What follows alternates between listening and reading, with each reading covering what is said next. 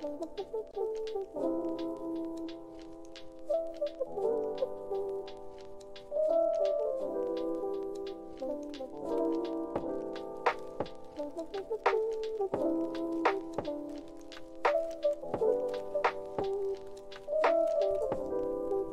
ho ho. Hello everybody. We are live. We are live. Hello, hello, hello. Welcome everyone. Can you guys see me?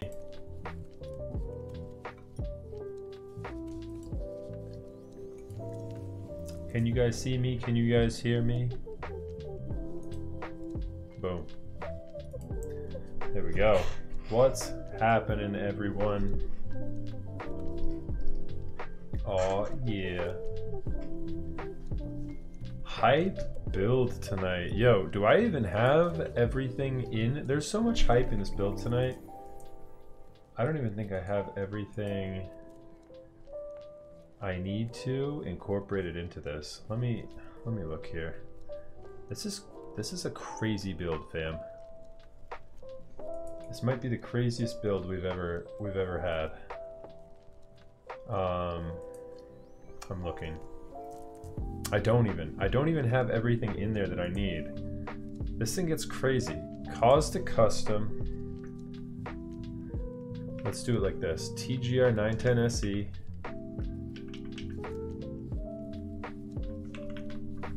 Caustic custom and Nixies. Wow. There we go. Title's updated now. Oh my goodness. Yo. Thanks for the 5 bits there, Nico. Thanks, Tom. Good to see you. What's up, Tom? How's it going? Hello, everyone. Wearing the librarian's glasses tonight. I forgot to get water before I went live. Damn. I'm going live and then I'm instantly gonna like run off. Yes. Yes, yes, yes. Like this stream tonight is fire. Like we have got Dylan, hot fire. Like, look at this stream tonight, guys. Nixie switches. TGR 910 SE with the custom Caustic Cerakote, or custom Caustic anodization, not Cerakote. This is ano. Aluminum plate, original TGR PCB. Like, I mean, this is nuts. So nuts.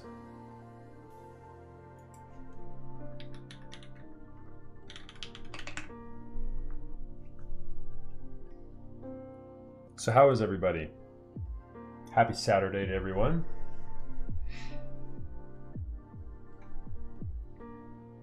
Welcome everyone. Oh yeah. All right, yeah, I am. I'm gonna go get water before I get into it. So yeah, give me 2 seconds. I'll be right back, fam.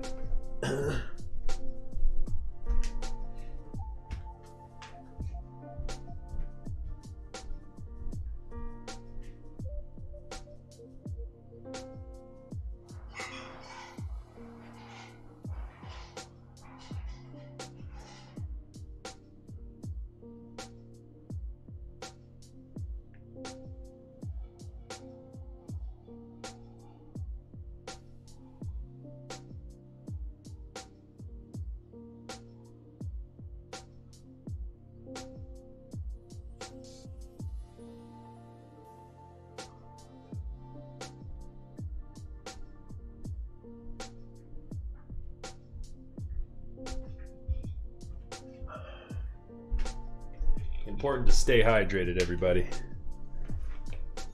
Very, very important.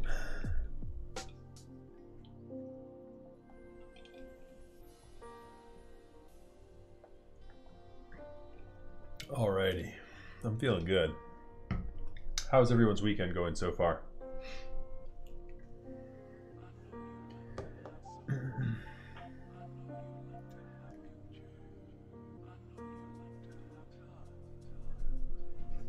Also, I'm sending you a message here, Tom.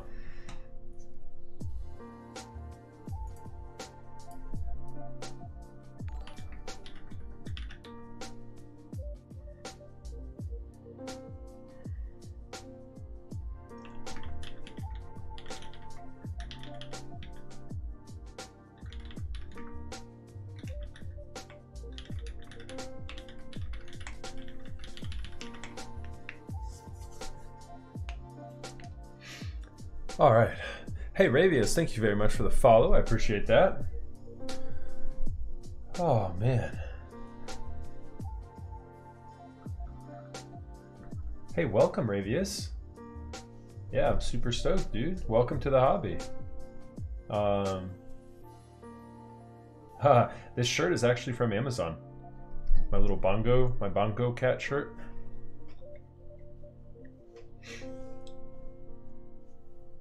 We had a big mail day, too. Big mail days. Meester, what's going on? Welcome. Thank you for the follow. No, Tom, say it ain't so. You're having me split this? Don't do it to me. Don't do it to me.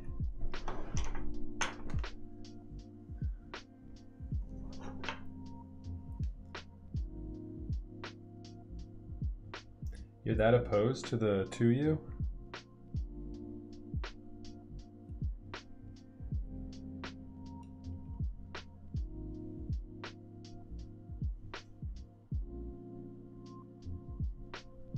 Oh no, this will be a good one. I promise. I promise. This one will be good. We're gonna have these stabilizers so juicy tonight. At a bare minimum, it'll be the only good stabilizer. How about that?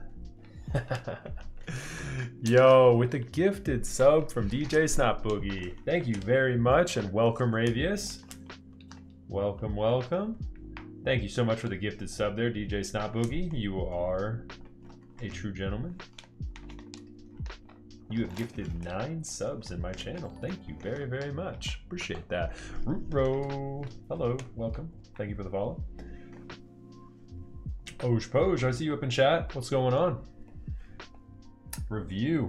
What's going on? What's up? What's up? What's up? I'm doing very good. I hope you are as well. Hi, Lysol. Hello, chat. Welcome. Welcome, welcome. That's fine, Tom. We can do it like that if we're splitting it. Don't do it because you think we'll have a bad stabilizer, though. Do it because you want to split backspace. But that is heresy. Our board this nice. We have the 2U. We have the 2U the backspace. It'll look so much better. I mean, that's how I have my 910 built.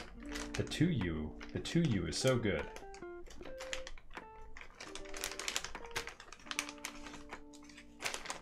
Okie doke.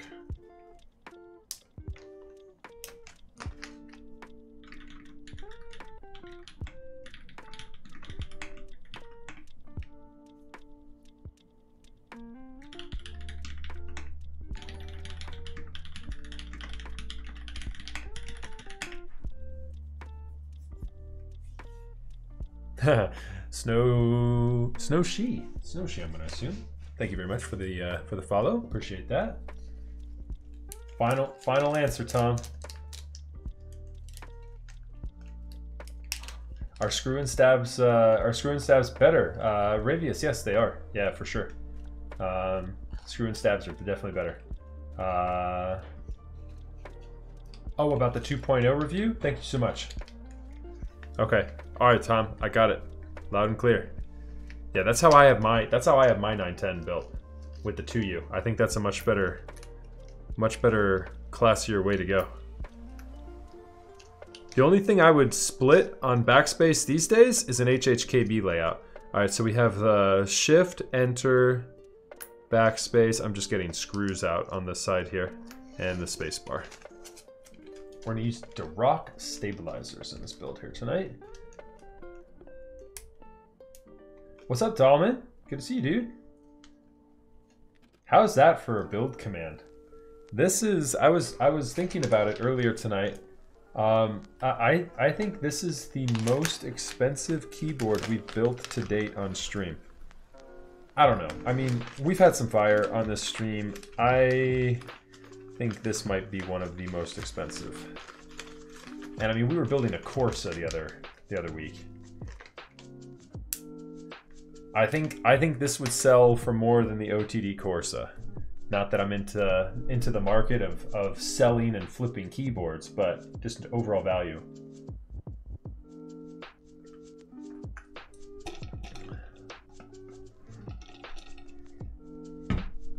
We have got a crazy build tonight.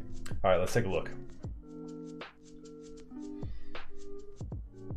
I am in the market of buying. That's right.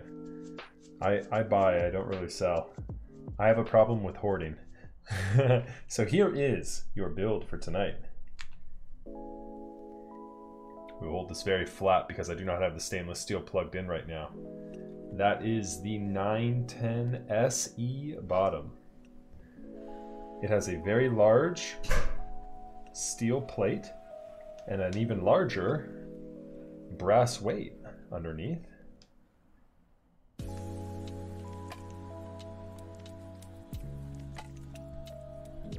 Would you look at that? Why is that not focusing?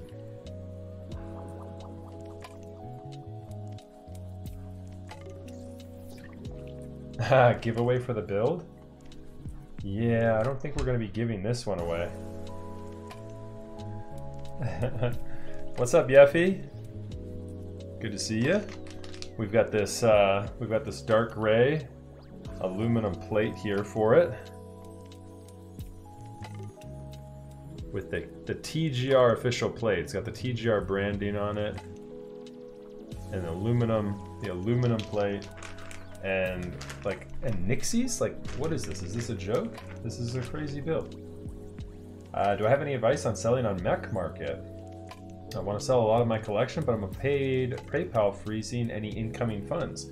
I don't know about PayPal freezing any incoming funds. I have a verified PayPal account, so that's never happened to me personally. I've sold some, big things throughout my tenure. I think the last thing I sold on Mech Market was an LZ CLS, for $800, several years ago, and I regret that. My LZ CLS was a pretty cool build. It was built with Ergo clears. It sounded so good. I don't see LZ CLSs coming up on the market anymore. Yes, it is, Yeffy. But yeah, always show, just general, knowledge with, selling on Mech Market though. Just protect yourself. Try and trade with somebody who's a verified trader. Try and if they don't have verified trades, verify their authenticity through other trading platforms on Reddit. There's Hardware Swap. There's an audio video AV exchange. There's a couple of other subreddit marketplaces that track your legitimacy, and so always make sure they leave a PM. The PM on your post, and yeah, just be safe. Other than that, more times than not, you probably won't have any issues with selling on Mech Market.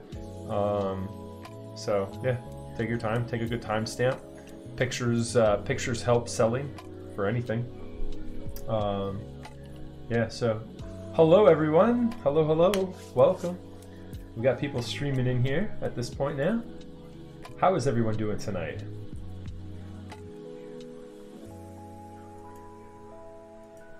How is everyone doing tonight? I'm super stoked. We had a couple of big mail days today. Aside from this, we've got one of our first giveaways on hand for the marathon stream. So if you guys are just tuning in, we have got a marathon stream. This board is a commission for a client. We've got a marathon stream coming up on August 8th. So same time, same place, 1 week from today.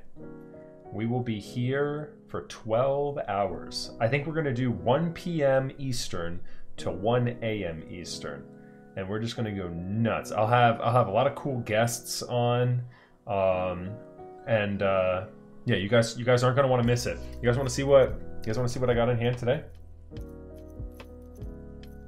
Yeah, August 8th.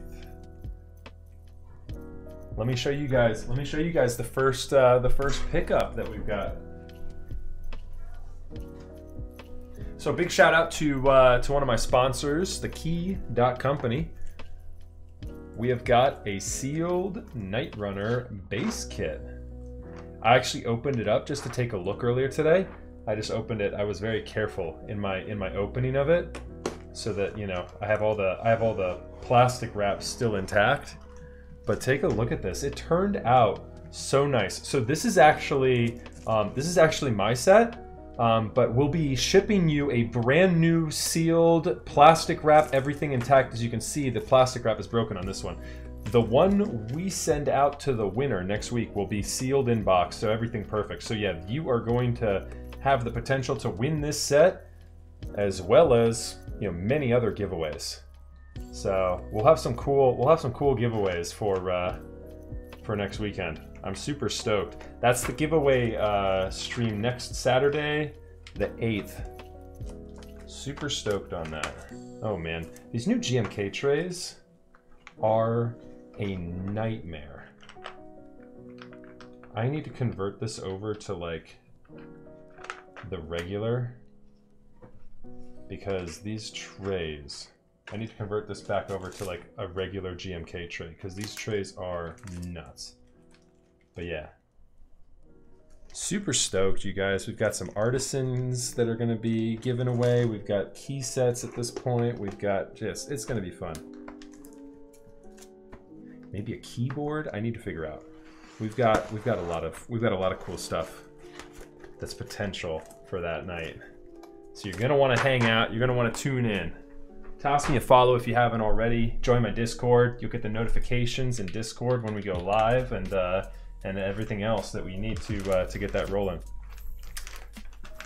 Alrighty, so let's go ahead and get it cracking here with this build here tonight.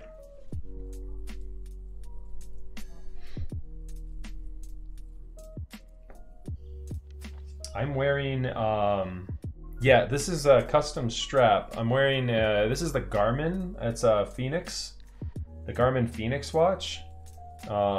With just a strap I found on Amazon. The straps change out on this guy so easily that it actually, the watch like straps break a lot by default, but this is all you need to do to swap them out.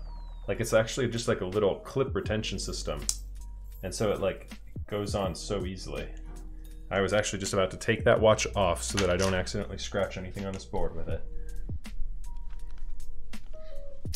Yeah, I do some trail running and mountain biking. I'll use it for those sports more often than not, and running, just regular running.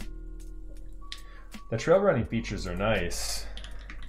They have saved me on more than one occasion getting lost in the woods. The track back feature on those is pretty cool. All right, guys, I've wasted enough time here. Oh, a couple other things too. So like, huge shout out to the TKC. Take a look at this little guy. How cool is this little thing? This is an anodized aluminum switch opener. I had the Kibio one, or the whatever it is. Yeffy will correct me on what it is. I always forget the name of it. But take a look at this. Magnetic, and it's got MX and Alps compatibility. How cool is that? And then when you're not using it, it just attaches right back together. Pretty neat, right? I love that thing. You can find those on the Key.Company, as well as we got in some of the new Tangis today. These things are so smooth by default. It's crazy. I am not a former military person. What kind of mountain bike do I have? I have got a Chromag, hardtail, and then I've got a Pivot full suspension.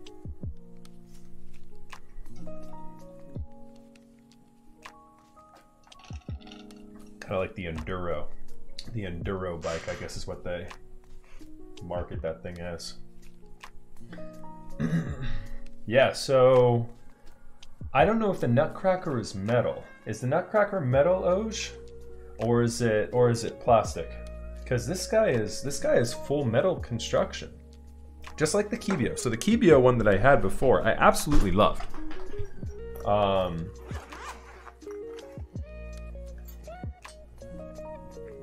So that's actually a dated command. We've got so much more than the commissioned keycaps we'll be giving away. So here's the old one that I had, and this works really good. This is like the Kibio or whatever it is. And this one worked well too, but this guy has just got, you know, it's a slightly larger footprint. It's definitely a nicer anodization on it. Not that that really matters for a key switch test or for key switch opener. But having both MX and Alps compatibility is nice, and it just stays in one piece there like that. So it's definitely cool.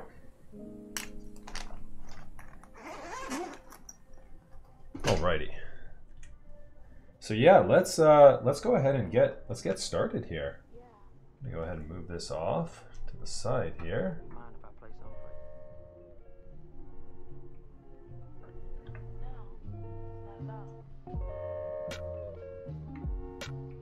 Oh, it looked like Alps to me.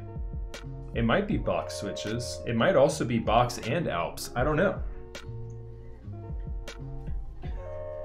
I've never used a box switch, so I wouldn't be able to tell you for sure. Okay, so let's go ahead. The first thing I want to do on this build here tonight, I want to go ahead and install this stainless steel plate before it falls off. So we're gonna go ahead and do that guy first, and then we'll move this beauty off to the side here after we do that.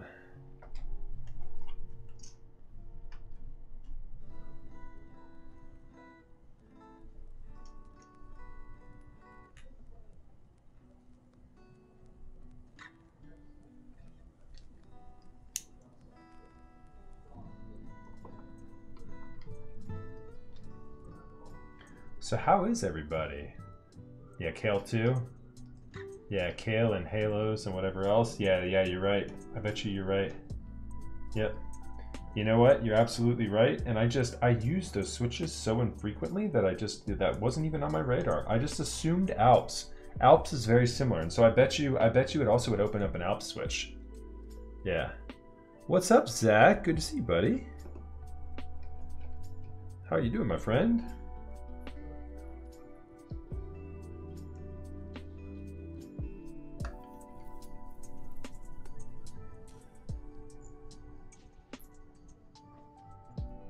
Here we go. Nice, the Talmo rebuild. Dude, that loop deck though. Nice, Zach. I'm jealous. Is it like revitalizing your Lightroom addiction? Are you back in like Lightroom and like loving it for the first time? Is it a big learning curve, or is it just intuitive and super easy right off the start? What's up, Maxardi? Good to see you, buddy. Apiary raid incoming? Oh, that would be nice.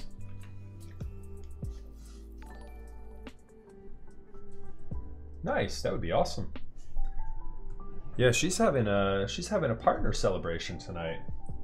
Congratulations to Apiary.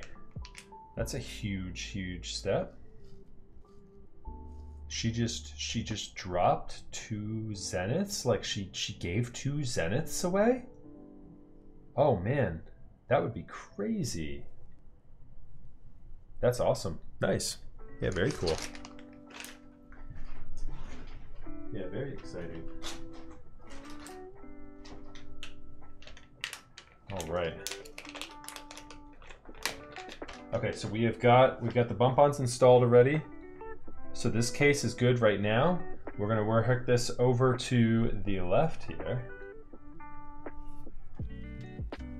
just so you guys can see it here one more time. That Caustic anodization here.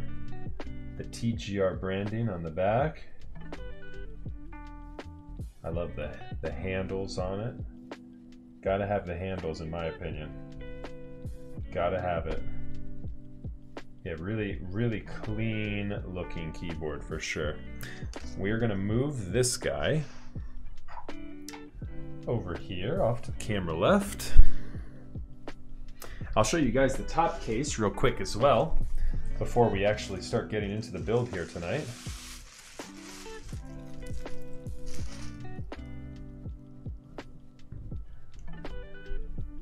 So here is what we're working with this evening. Here is the 910.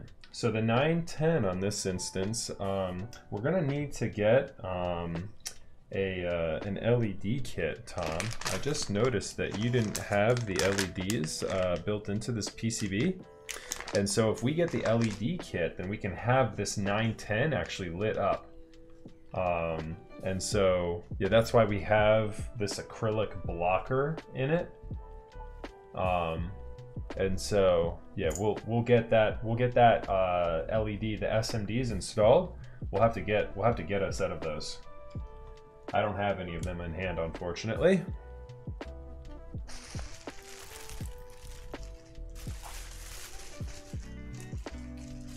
Dad, say it's lit. It's so lit. I missed it a second ago. Tuesday, thank you so much for the follow. Keikoro as well with the follow. Thank you very much.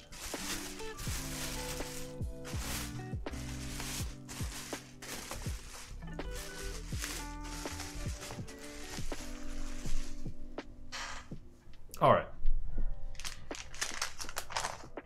Let's go ahead and start by testing our PCB here.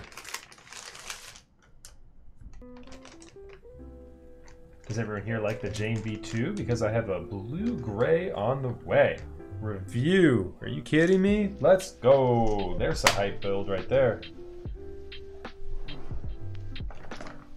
I'd say it's safe to assume that most everybody in chat likes the Jane V2. Probably like it, or if they don't, it's just because they haven't heard of it. It'd be the only reason. I'd assume that they wouldn't like it. They just don't know about it. I do have a Popsy skull. I have one Popsy skull. My favorite colorway in the Popsy skull. I'd love to get more of these, but Binge's work is so hard to collect. I would love more monochrome Popsies. Here we go. I've got one here though.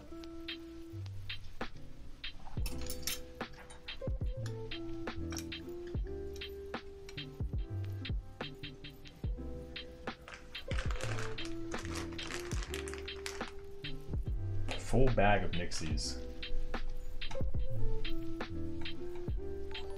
Yeah, review. That's a huge pickup, dude. Awesome stuff there. Awesome pickup.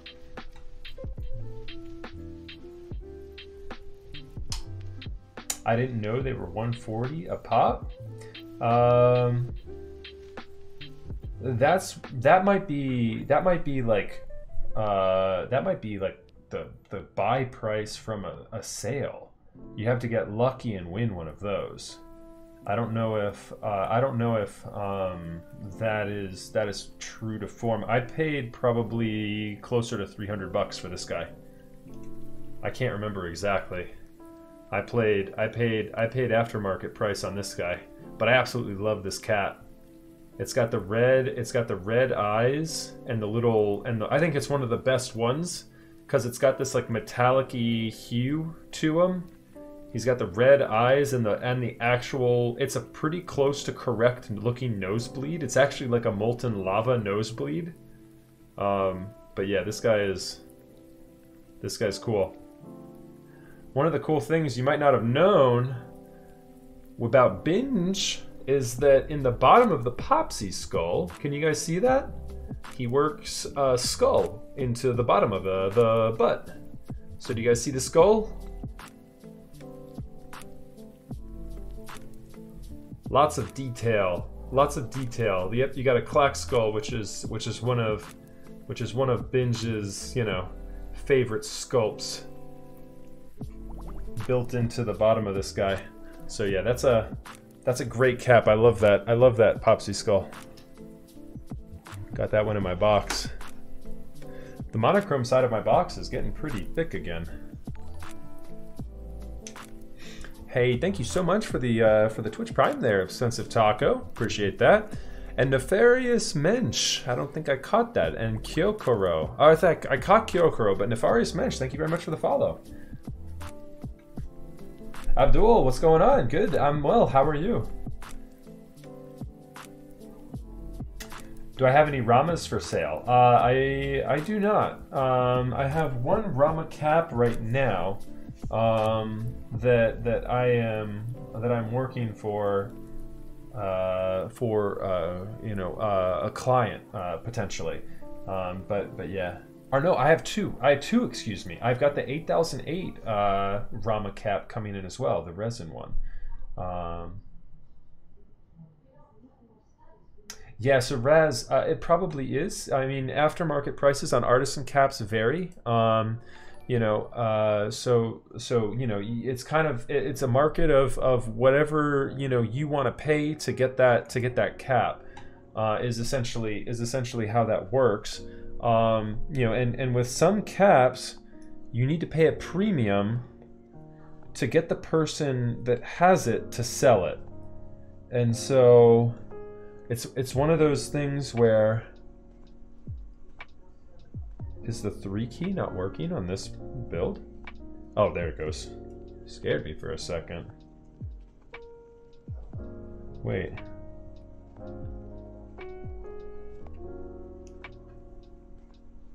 It looks okay. Haha. If we had issues with this PCB, you're in good hands though, Tom. I think I have 2 or 3 more unbuilt in my desk right now. I've been hoarding 910 PCBs. It's always, oh, it's interesting. I swear, I've got so many of these every time. That's probably a function right here because it's not doing anything. I've got so many of these PCBs. Every time I built this PCB, it's been something different on this side. Most times it's the numpad. Most times it's the, as you saw, most times it's the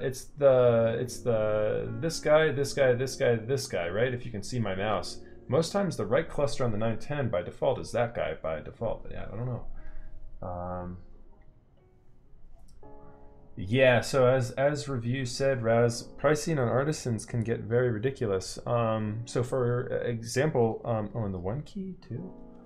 I'm gonna clear that and see how quickly those numbers come back, 1 and 3. I think the PCB is okay, but yeah, it looks like it's okay.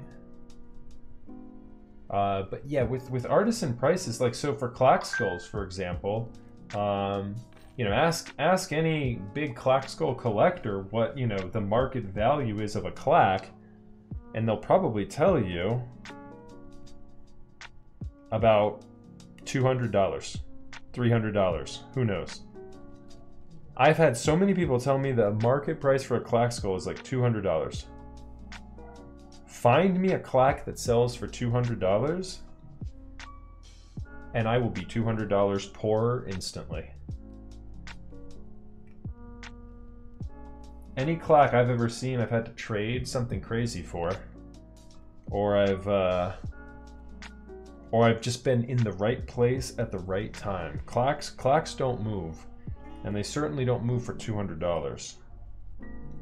Clacks are more times than not in the hands of a collector whom, unless they have extras, are probably gonna hold that thing until they die. Clacks are just an absurd collection piece. But yeah, like everything these days too, just the market of everything because of COVID has just gone so through the roof. What is this mapped to? No, there's alt. Yeah, it is. It's just it's a crazy market out there right now. Hard to know. Hard to know prices, especially in artisans.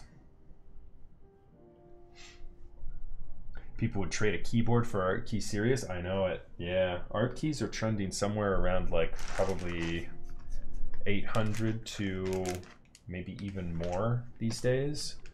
Art Key is very, very popular. Yeah, I know it. Okay.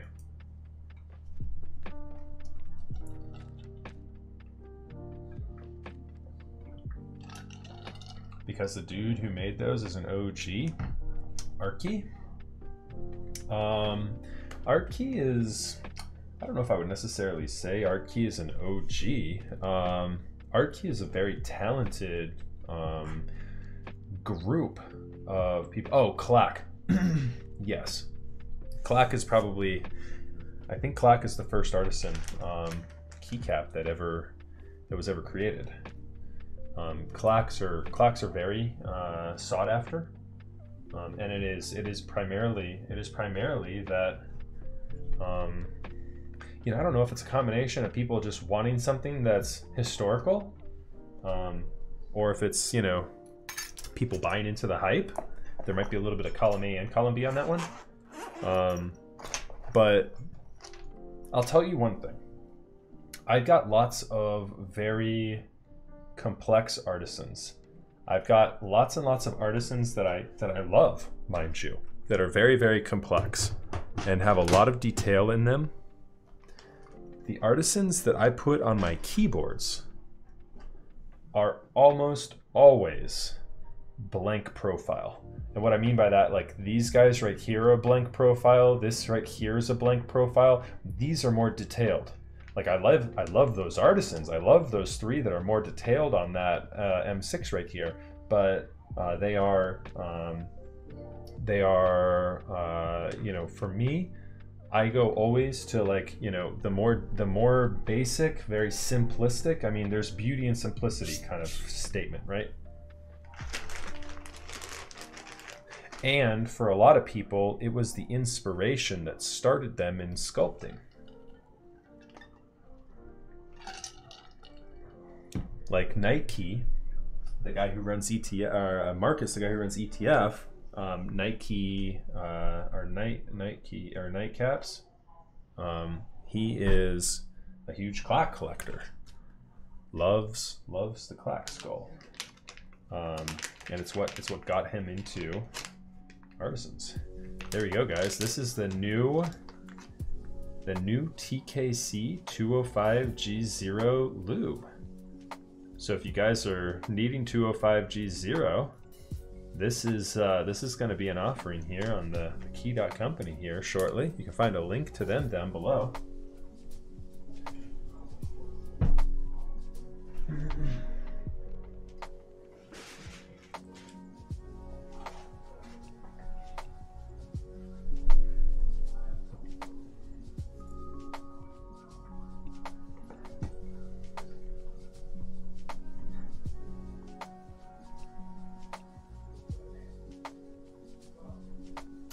No, I mean, I would assume that it's a pretty standard, you know, people are buying that from Krytox. Krytox 205G0 is the same compound across all mediums, but it's just, you know, it's just the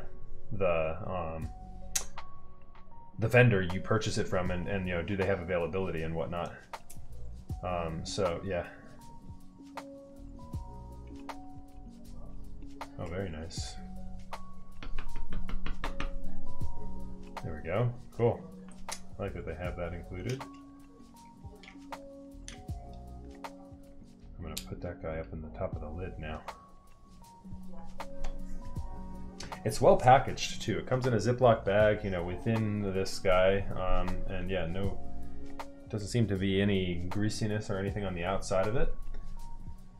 Is that an amp or a DAC? This is a DAC. Amp combo kind of. That's the Audi 2, and then I have the RME Babyface over here. So I don't use that for any microphone adjustment. That's just for my headphones. Let's get a paintbrush here and start stabilizer tuning.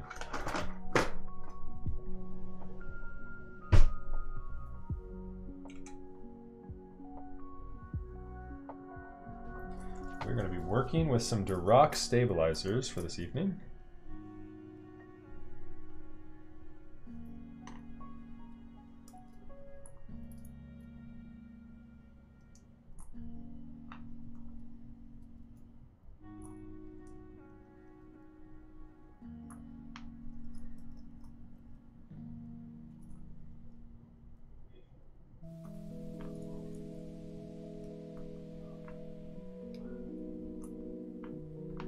Oh, right.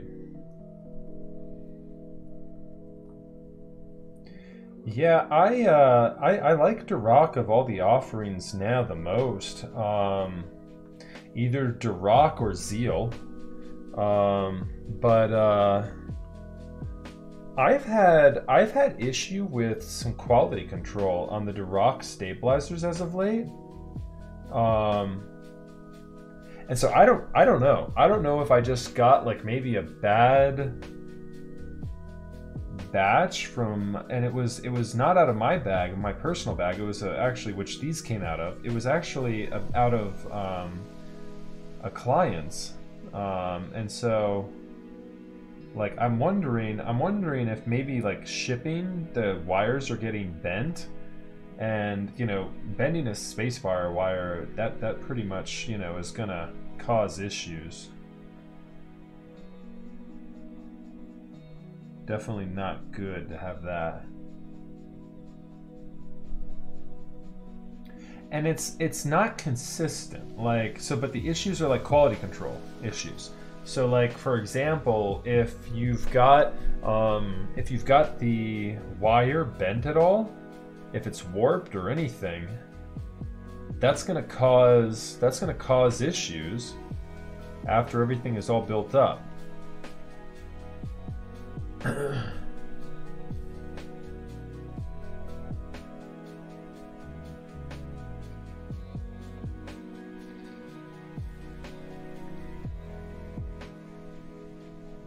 Yeah, there you go, Nanu. What are you putting them on? What build do you have upcoming?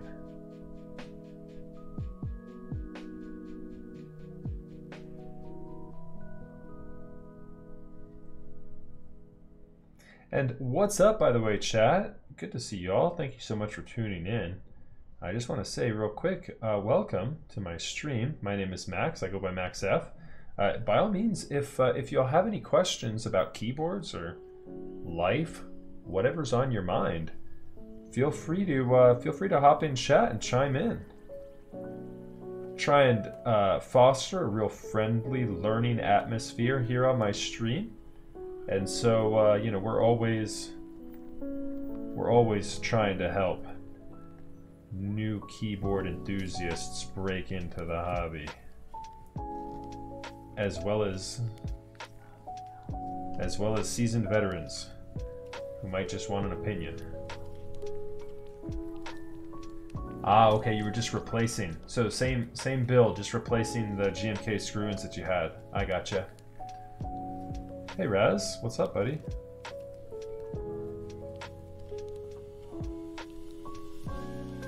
How many group buy keycaps have you joined so far this year? Oh boy. That's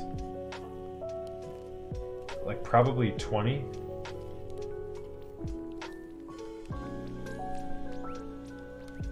I've got a ton that I'm waiting on, Jake Rules. Nice, 15. There you go. I see you too have a problem. What are my odds of getting good stabs? I was considered buying 2 sets just in case, but I didn't. Probably pretty good. I've only encountered quality control issues on 1 build so far, and I've done probably about 6 Duroc stabilizer builds. And so I would assume your odds are pretty good. I would assume I just hit one, you know, worse quicker than most people have. But yeah, I mean, just be mindful, I guess. I ended up cutting too much of my enter stab, and it hasn't worked right since. So I got some Durox. When you say you cut something off your enter stab, you mean you just trimmed the wire a little bit on some GMK retools, I'm assuming? I didn't think any of the GMK retools were having issues with the 2U stabilizers. I assumed it was just issues with the spacebar. I had been in the habit of clipping the spacebar wire on the new GMK retooled stabilizers and had had okay luck with that up until recently.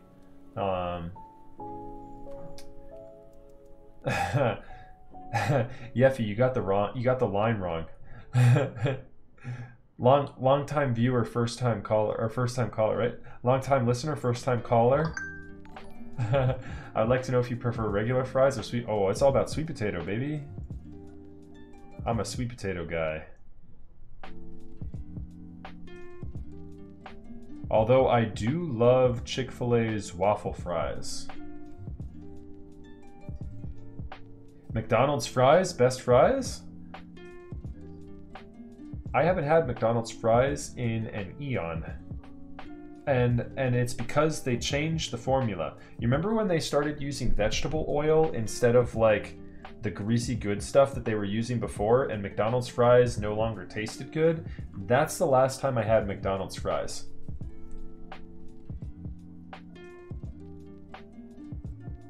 You might have to unfollow for those waffle fries. They're always so soggy. Oh, I eat them instantly. Cajun fries, best fries. Ooh, yeah, are you talking about, you know, so there's this burger shop over here on the East Coast that's probably expanded as well, called Five Guys. Five Guys with those Cajun French fries. So good.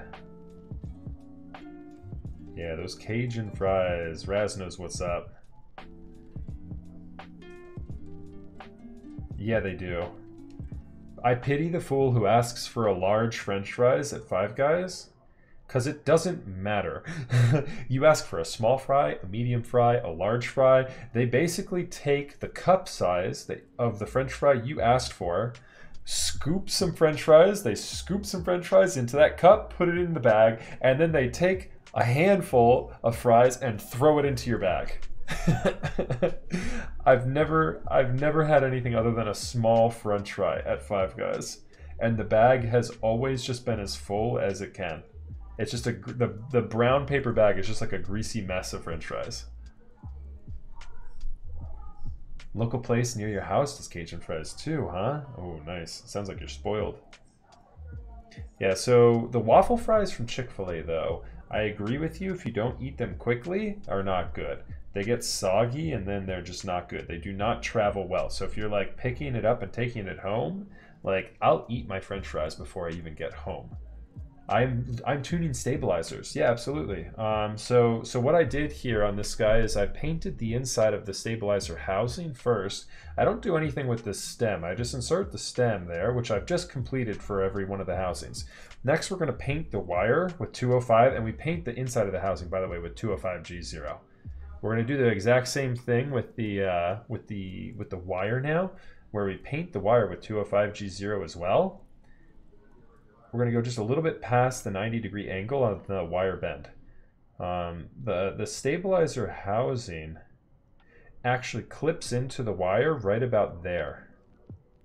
And so you want to overlap over that 90-degree angle just a little bit. So what this does is it makes it so that your stabilizers don't rattle. It makes it so they sound nice, creamy, thick. You know, no ping, no rattle, no wire moving around at all in the stabilizer housing. Just keeps it nice and clean. So and then once we get this thing in here, we insert it into the stabilizer housing here, just like that. And then once I get this installed here, I also inject some synthetic grease into the bottom of the stabilizer. I'll show you all that process here in just a little bit.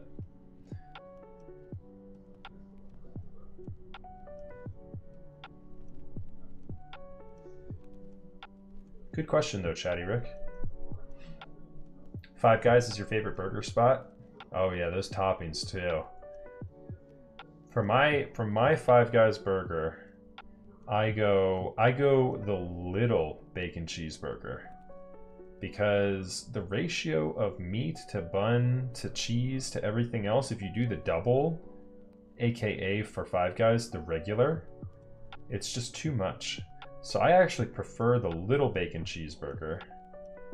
And then I throw on some grilled onions, some grilled peppers. I'll throw on some jalapenos, not grilled, because if you grill the jalapenos, they're not going to be as spicy. And then I'll do, what else do I do on there? There's no need for any sauce because the grilled onions and peppers are already so juicy. And then I throw on some tomato if it's summertime. If it's not summertime, I skip the tomato. And I am not a lettuce guy. Throwing rabbit food on a burger is heresy. Have you seen The House? Yeah. Hey, Jay Deteste La Police. Jay Detesta. Yeah. I have. I've seen The House. I've been looking at that. I saw Cohen Romer's build one. I might be building one too. I'm not sure yet officially. So that's a little bit of a leak potentially. But yeah, I might be building a house as well. I'm not sure.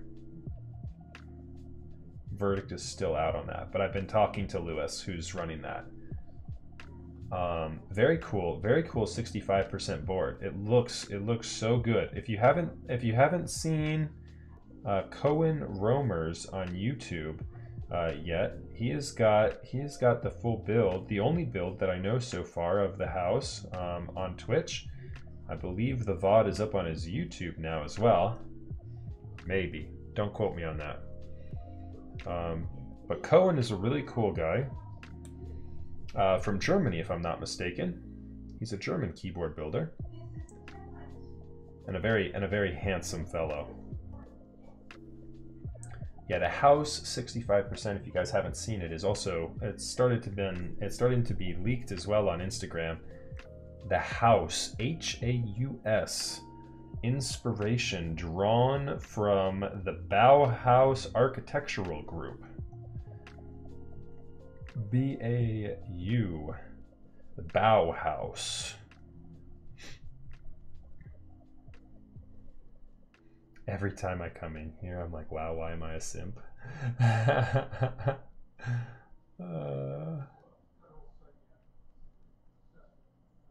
am stubbing the backspace. Oh, my lubing on the backspace, the Allison the other day, it motivated you to tune your stabilizers ahead of time on a build I'll be doing later this week. Oh, okay. Yeah, there you go, feeble-minded. I'm just catching up on chat. Sorry about that, guys. Yeah, nice. Yeah, I had to go ham on that backspace. It was actually probably what that was a combo more of the case. Oh no. We lost part of our stabilizer here. That was, I think what that was, guys, that backspace on the Allison keyboard last night was actually more of a, or 2 nights ago, was actually more of an issue of just the Holy Pandas don't hold into the PCB at all. And so when I was putting that on there, I don't think I was getting good contact points. And so what we were hearing clattering, probably more likely than not, was just the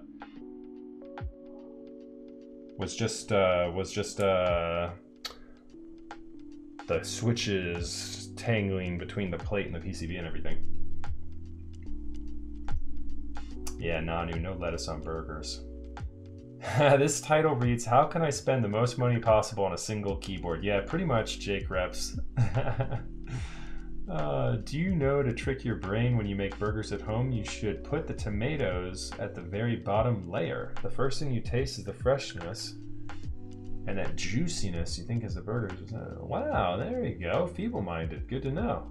I'll try that next time I make burgers at the house. I actually have tomatoes growing in my backyard right now, and so looking forward to some more burger grill outs here at the patio here soon. It's a 910, but good sounding. Yeah, the 910 does historically have acoustics issues. That's for sure. Thanks, Chatty Rick. I love you too, buddy.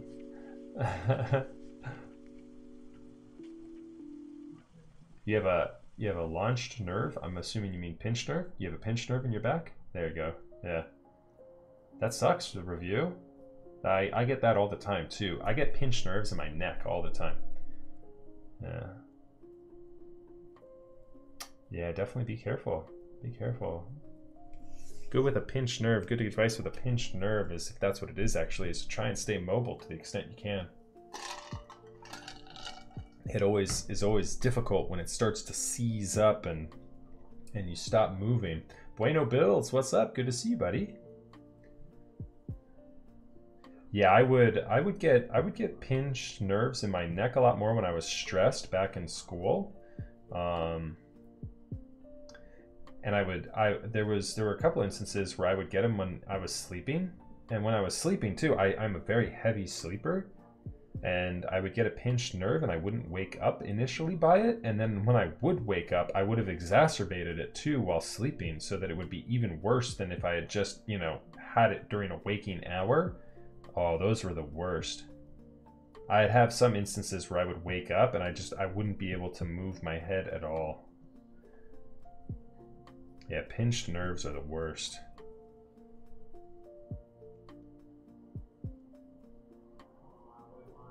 Aren't Bauhaus watches? Bauhaus is an architectural company, as I mentioned.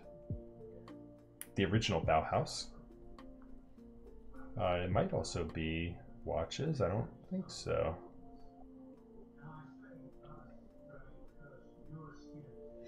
Wife just had spine fusion on Tuesday? Oh my goodness. DJ Snot Boogie. I hope she's recovering and doing well. What a scary treatment and operation. Wow. We'll be thinking of you here, my friend. You and your wife, right? Yeah, you and your wife. Yeah, we'll be thinking of you, DJ Snot Boogie. Dude, that's crazy. Get well soon. Mrs. DJ Snot Boogie, get well soon.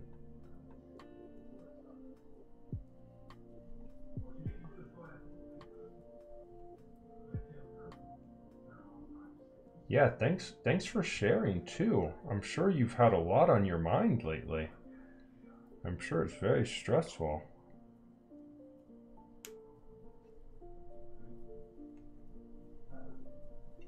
How do you think the house sounds compared to the OG 910? So I can't answer that question. I've never built a house.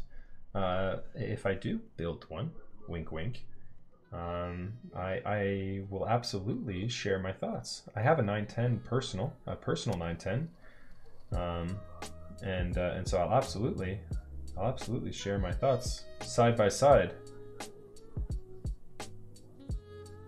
I love TGR. Admittedly, and Sam will say the same thing, that the 910 has difficulty with acoustics. It's not the greatest sounding keyboard. It's absolutely beautiful, and there's a ton of hype still around the 910. You know, being a TGR and everything else, you know, and in a very popular layout with 65%. But yeah, you definitely have to work a little bit harder to make the 910 sound good. Yeah, glad to hear she's recovering great though so far, TJ Snotboogie. Nice.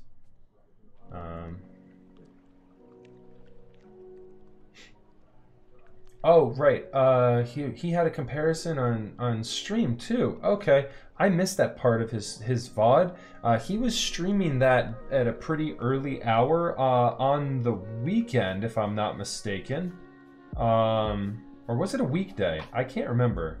Either way, it was awkward timing because I was still either working or with the kids. And so I remember I was able to tune in for a little bit, but I couldn't stay for the entire stream. Cohen's been known to pop into chat every now and then too. He's a great guy.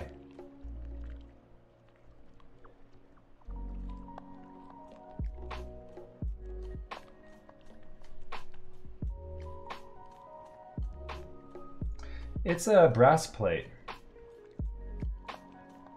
Oh, my V2CE? I actually don't have my Jane V2CE yet. I have an aluminum plate coming for that one though. I believe Sam is making me a red aluminum plate for that one. Oh, damn it. I just put the stabilizer in wrong. I just put it in upside down. We'll retune this guy. Paint this wire up again. It's not the end of the world. It actually will make this side even thicker.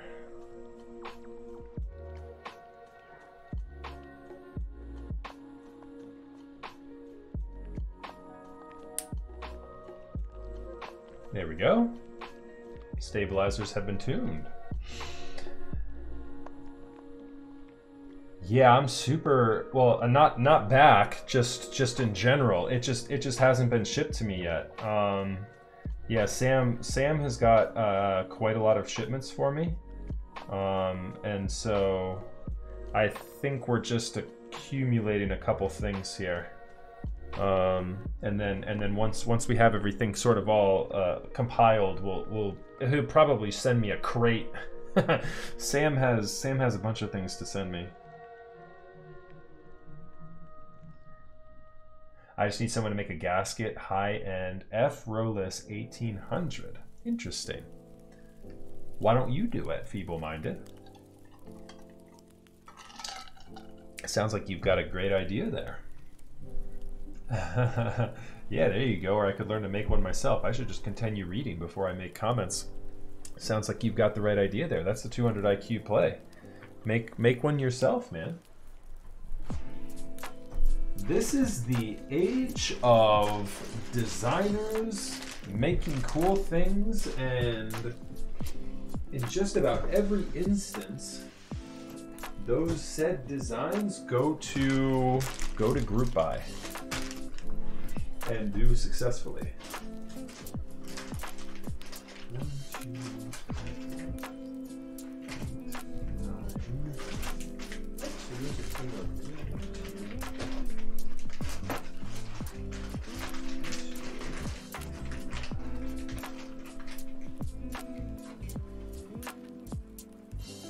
Oh, no, I didn't. Okay, good. I thought I just dropped some lube. Has anyone ever tried lubing stabilizers with GHV4? I want to send my CE to Caustic Customs, but I don't know if I can stomach another 10 weeks after you get the board. Oh yeah, yep, yeah. Caustic's timeline is pretty slammed. He's a very busy man. Good luck with it though, if you decide to send it. Okay, interesting. Yeah. Nice review. I might give it a try. I might try the GHV4 on a build one time. I'll probably try it on a personal build first. Just because this is kind of like tried and tested.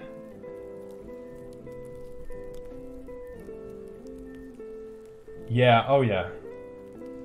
Would you say it's easier to overlube than 205G0 or about the same? You definitely have to be careful with 205G0 as well.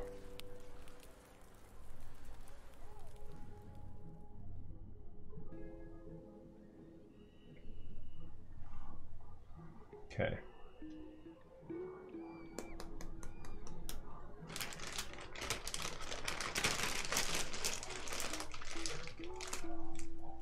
Easier. Wow, even easier to overloop with that. Nice. Okay.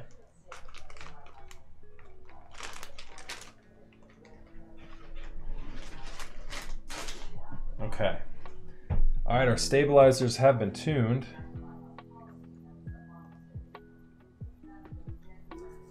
we're going to go ahead and tune up one of these switches with a 90-gram spring for the space bar.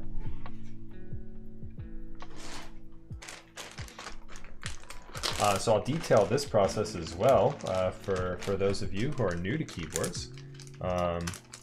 So we are about to take the stock spring in this switch, and it's actually not stock. I believe these have been spring swapped. And what we're going to do is we're going to open this switch up, and we're going to change the spring out to a heavier one. The reason we do that is the space bar naturally has got more weight to it, and so you want a heavier spring on the space bar. I'm using a 90-gram spring here for this. I'm also going to put a little bit of Swiss Army knife oil on it. I use the Victorinox oil for this one. It's a fairly thick oil. I just put a little dab of it here on my hand, and it'll moisturize the back of my hand there too when all is said and done.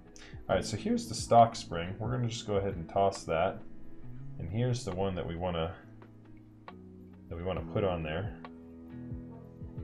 And we're just gonna paint this spring here. I'll put the paintbrush in it, and then I'll flip it and I'll do the same to the other side. And then just kind of like, you know, painting it around like you're buttering corn on the cob. Nothing to it. And then we'll put that switch back together and we'll see what it sounds like. Make sure we don't have any spring ping. But yeah, this modification is going to make it so that the spring returns much better on the switch returns much better on the space bar. This is not a personal build, unfortunately. I would love for this to be mine.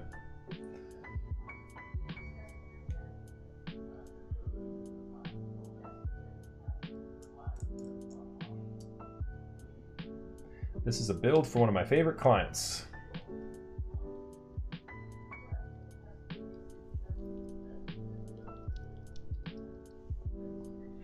I don't know if you guys are able to hear that.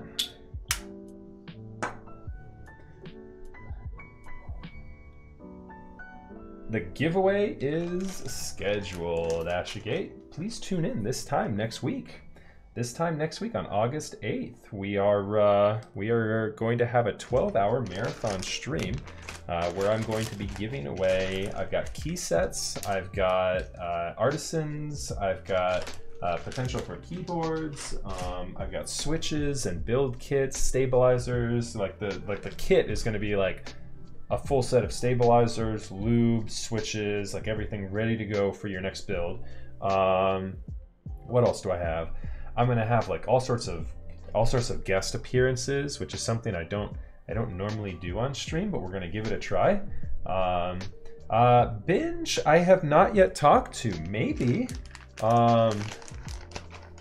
Maybe I'll reach out to Binge. I love Robert. He's a great guy. Yeah, and I'd love to have him on the stream too. He's just such a great enthusiast. All things keyboards. He's got so many great stories. Oh my goodness, do you guys believe this? Look at this. That's like, you're looking at like $1,000 of switches right here. Like, that's absurd. Gonna make some mono stuff, I think, for MaxiPad to give away. Dude, Chatty Rick, do it, dude. I will. I'll keep it for myself, though. That would be awesome. Thank you, man. I appreciate that.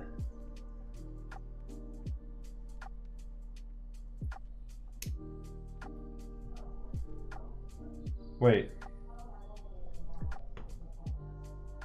Chad, is that Chatty Rick? Is that's not Bad Chad, is it? Dude, am I that much of an idiot? I thought your name was Bad Chad on Twitch. I'm just that much of an idiot. Dude, what's up? No kidding. I'm just a big dumb. Man, reverse 200 IQ. Yeah. Yes, we'll have some. You guys heard it here first. We got some fresh leaks. Bad Chad will be hanging out with us. We'll be hanging out.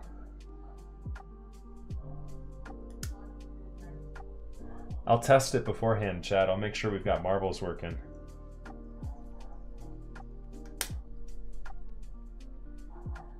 And yeah, if you send me monochrome stuff, good luck getting me to actually give it away.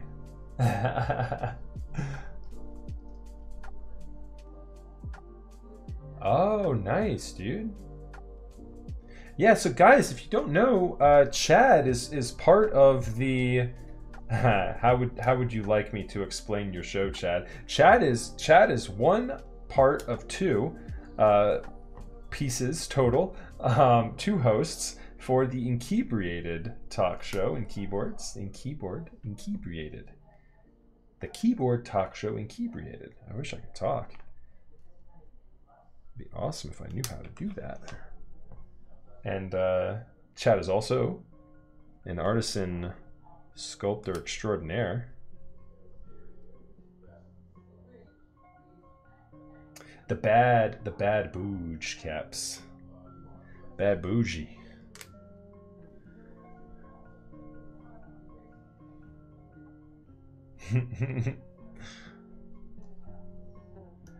And he's also one of my favorite people. By far. I think you know that, Chad. One of my favorite people by far.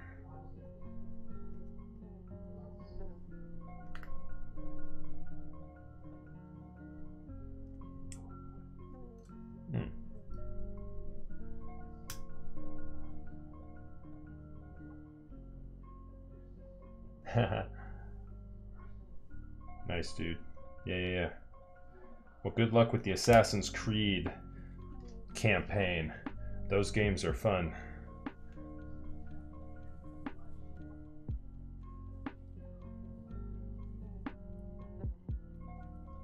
Yeah, there you go, Jay DeTesta. I mean, yeah, don't get me wrong. They're not bad. It's not a bad acoustic sounding board. It's just not the typical like TGR incredible sound. Does that make sense? Like TGR's normally got an incredible acoustic sound to it. What's my favorite non-OG keycap set? Probably Jamon. Jamon. I still don't have it. The Haman set. I've been hunting that set for so long. Nah, my favorite I love Violet on Cream with those Violet alphas. I've been putting that on a lot of boards lately. We put the Violet on Cream with Cream alphas on just actually the other night for the first time. And I was super impressed with that too. I'll show you guys that here in a little bit. That is actually built up for the Allison prototype is what that was.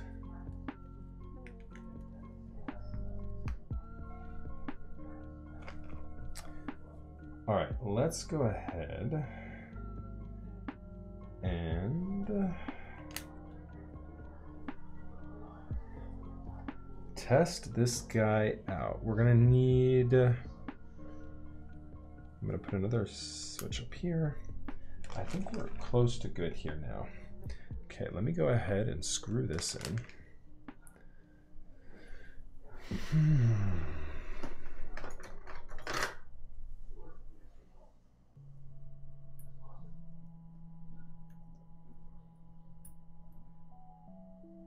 Yeah, so Jay to test, TGR came on the scene probably around 2015 is when Sam first started prototyping things, I think. Maybe a little bit before that. But probably not too much more before that. So he's one of like the the more tenured designers at this point in the hobby. And he's got a pretty well-known reputation for quality control and making good designs, making good unique designs. So he's got quite a portfolio of work. TGR is going to be responsible for the Alice, the Jane V2, the Jane V2 CE, the 910 you're looking at here.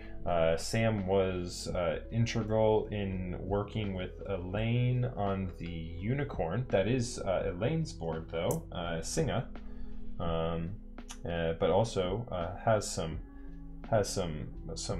mashup, some compilation properties there with TGR.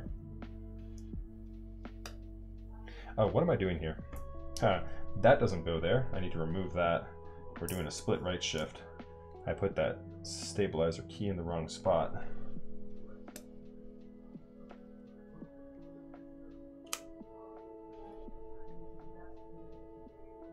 Ah, those carbon cycling wheels. Somebody else actually did that, DJ Snotboogie. That was not Sam. I believe somebody in the Vietnam community sent that. What DJ Snotboogie is talking about is he actually has a posting on his Instagram, Sam does, of some huge carbon fiber racing wheels for a road bike, and that I don't believe that was Sam's. Sam does ride. Sam is a road cyclist, and yeah, puts a decent number of miles in. We always joke about how little we've been able to ride lately, though. Both he and I. I'm more of a mountain biker. Wasted around $1,200 for stuff that I don't think. Oh wait. What's really hard to get good price for is neon greens. One of my buddies got lucky and picked up new old stock ones for $10 per. Yeah, that's absolutely absurd. But yeah, that's probably an accurate price for those. Those are such a rare switch. Those were rare when I first started in keyboards. Like, yeah, good luck getting those. So J to test, these are Duroc stabilizers. You can find them on a couple of Chinese websites. You can find them on Novel Keys. You can find them. More and more vendors in the United States are picking them up, but they've been kind of all over the place here lately. But they're a pretty good. They're a pretty good stabilizer. Quality controlled pretty well. And when they are nice, they are very nice. You know, on the same level as Zeal. However, with Zeal, I've still had some wire issues on mine where the wires pop out. I've not had wire issues ever on the Duroc stabilizers. MK3, so the mark has been hit. We have made it to 1,000 followers, and so I'm in need of updating the giveaway command. That said, we have a 12-hour stream queued up for this time next week. We're going to be doing a 12-hour marathon stream from 1 p.m. to 1 a.m. And I've got a ton of giveaways, not just the commission keycaps, but also a whole bunch more. Neon greens go for $12 plus these days. That is absurd. But it doesn't surprise me. There were so few of those keyboards, and it's one of those things where they're not Xerox isn't making anymore. MK3 Pumpkin with the follow. Thank you very much. And then I'm sorry, I'm not going to be able to pronounce your name, but thank you as well for the follow. Just a couple minutes prior. Thank you. And then Kuman, I missed you. And then KR1027. Thank you very much as well for following. Appreciate that. Welcome. Every little bit I try and do a little intro to myself. My name is Max. I go by Max F. Welcome to my stream here, everyone. We're doing a keyboard build tonight. Quite an expensive one, mind you. A very hype beast build stream tonight. You're looking at probably, aside from the neon green Alps that Kormas is talking about, or Korma, no S there, that is talking about, is probably one of the most expensive switches that you can actually get in these Nixdorf, the Nixdorf switch. Nixies for short. Pretty crazy build. We've got a Caustic custom anodization on this case as well, and the case itself is already rare. It's a 910 SE, which if you've never heard of the TGR 910, that's Sam's 60% or 65% layout. And the SE is a pretty rare variant. That stands for the special edition. There was only 17 of the TGR SEs ever made. So it's a pretty rare find. I've got 2 of them in my house right now. Besides rarity, what makes these so costly, and what do they compare to? Rarity. Oh, you're talking about the Nixies? The only thing that a Nixie would compare to is a very early Daycode G80 vintage black switch. The Nixdorf switch is a very early vintage black switch, essentially. Instead of the normal black top housing, however, it comes with this cloudy top, and so quite a rare switch indeed. And what makes them so rare is that, you know, as with all things vintage, they're not making any more of these, and so the supply that's out there is all that is out there. And then anything else that you compare vintage black to is you can compare to this guy. I mean, so any JWK linear, any other linear out there, retooled blacks, I mean, you can compare them all. Mech Merlin with the follow. Hello, my friend. Welcome.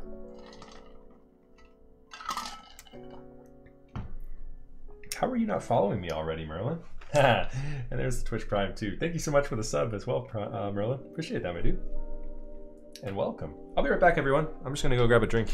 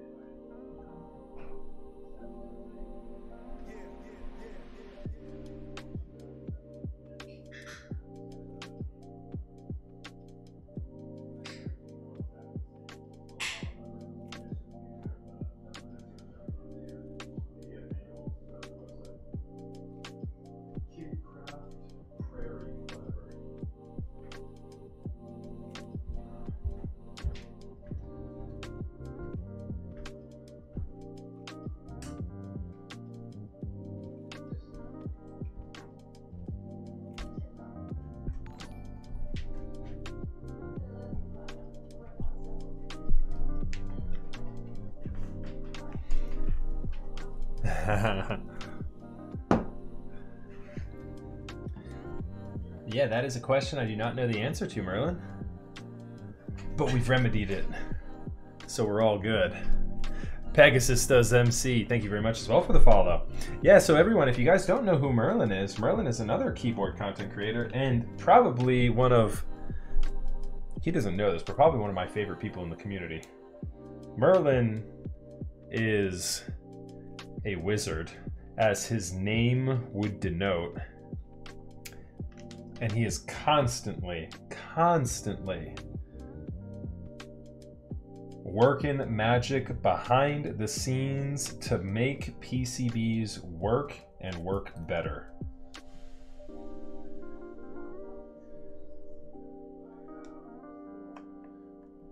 You are the hero of Gotham, Mech Merlin. Thank you for being you.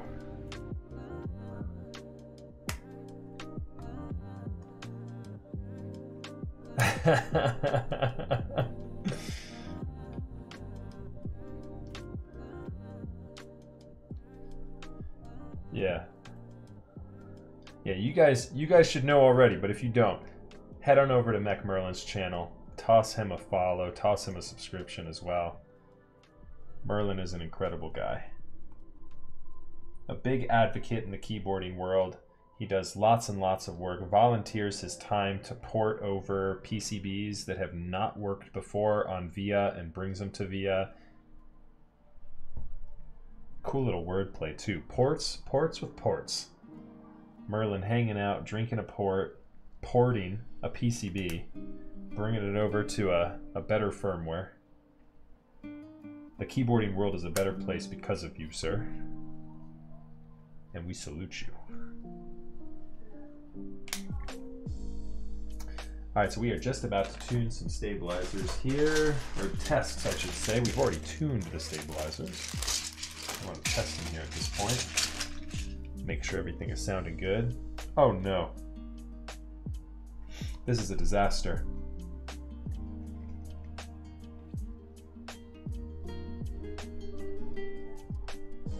Forgive me, chat. I just put somewhere in this PCB, I just loaded up the spacebar that we had intended into the wrong port. I think it's this guy.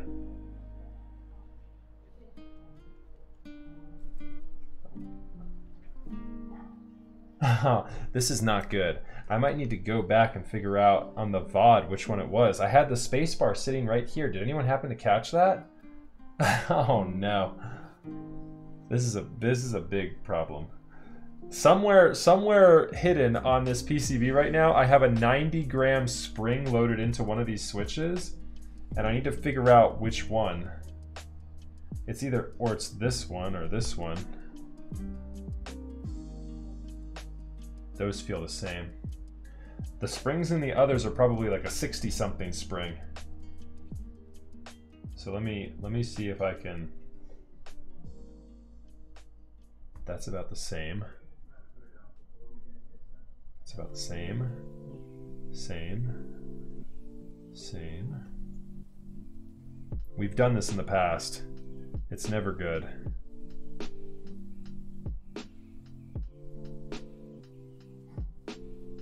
Now I'll be able to tell. You can tell. You can tell. Yeah,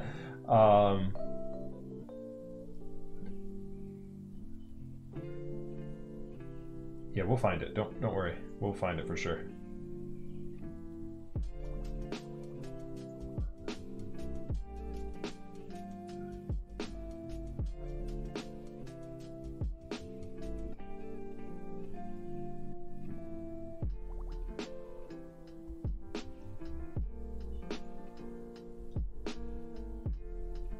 Yeah.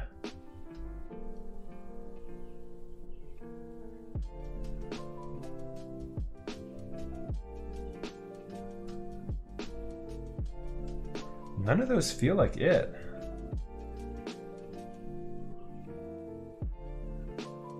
None of those feel like it. Which one did I have the 90-gram in?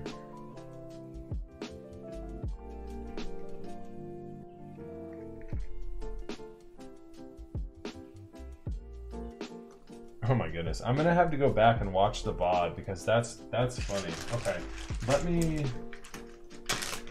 What springs do I normally use? This entire bag is full of between 60 and 62, with the exception probably of that 68 right there. Everything is probably either 60 or 62 in there. I use almost exclusively 62-gram springs. Sometimes I'll go a little bit lighter, but I can use very, very light springs and be very comfortable. All right, let's just tune another one here real quick.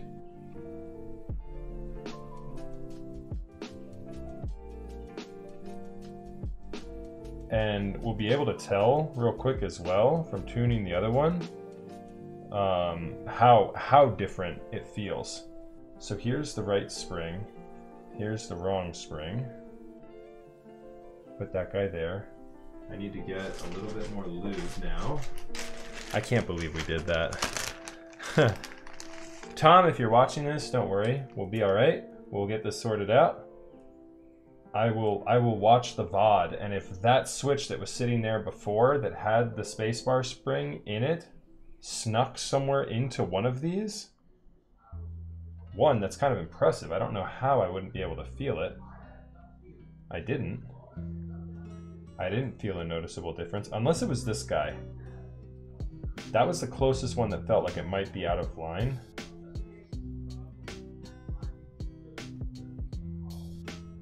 I'll just put 90 gram springs in all of them. That'll be one way to fix it. 200 IQ play there.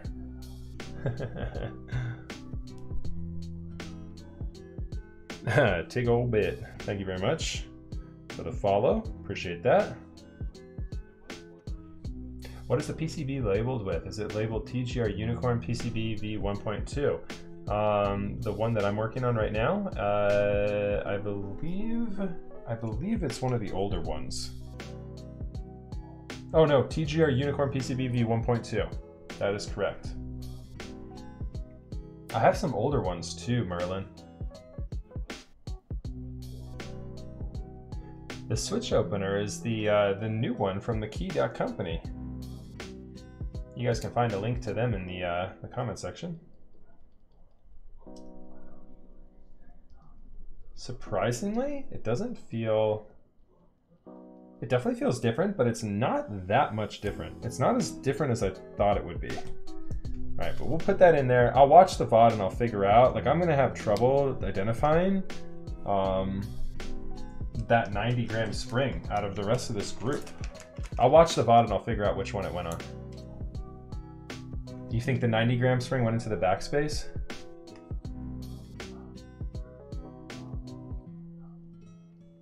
It could have.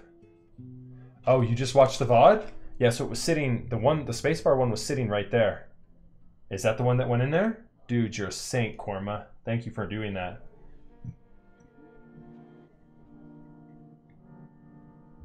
Oh, nice. I can put Via on this, Merlin? Heck yeah. Korma with the detective work. Beautiful. Oh, I mean, no reason not to swap it out just in case. And we'll put that guy aside. We'll put him up there in that one, so I remember.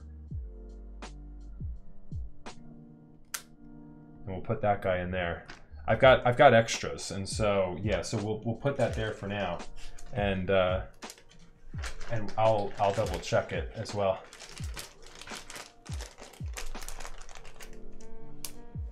Okay, nice, Merlin. So is it under 910 CE? 910? The 910 CE. Okay, beautiful. Yep. And it's been ported already. That is a beautiful thing. Yeah, if you guys haven't seen this key opener yet, it's a brand new key opener from the key.company. I actually just got this in hand today.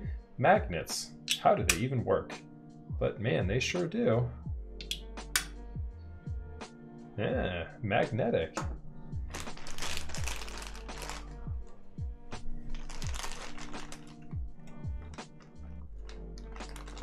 Yeah, that's right.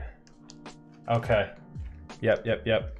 You can also put it into bootloader more often than not by holding the spacebar and B. I'm sure I don't need to tell you that, but yeah. I've had luck with that in the past. Do I prefer the paintbrush or a flat brush for lubing? Basically, any cheap brush works pretty well for lubing. You actually want a cheaper one, something that doesn't hold the lube actually in there. You basically want, because if your paintbrush is nicer, that's actually like meant to hold more paint in it. You want a cheap paintbrush.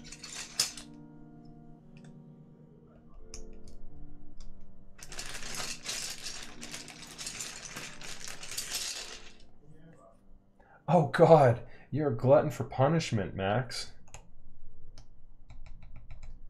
Okay, let's see what our stabilizers sound like here.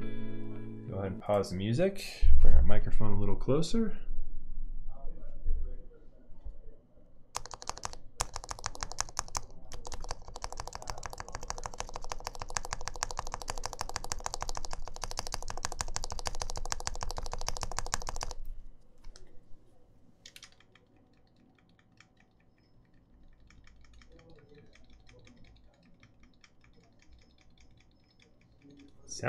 It sounds scratchy. Yeah.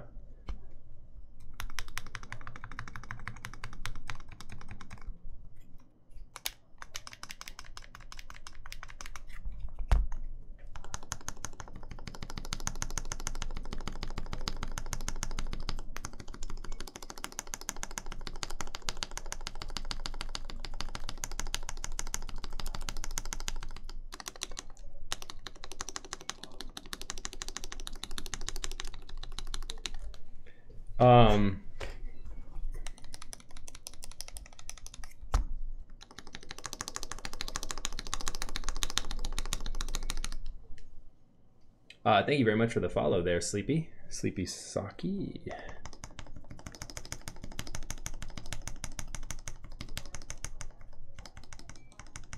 I'm underwhelmed with these stabilizers.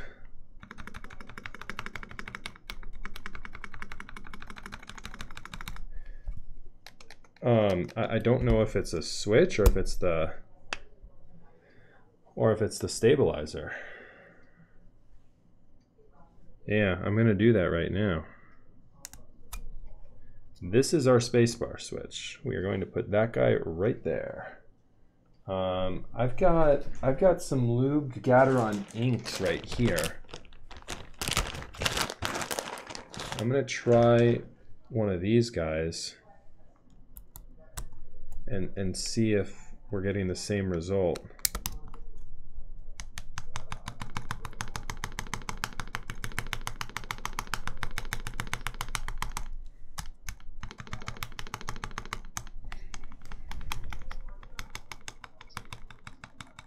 That spacebar sounds rattly.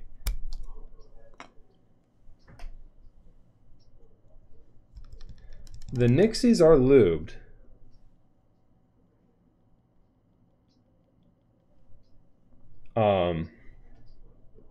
Yeah. I'm gonna try a GMK set here.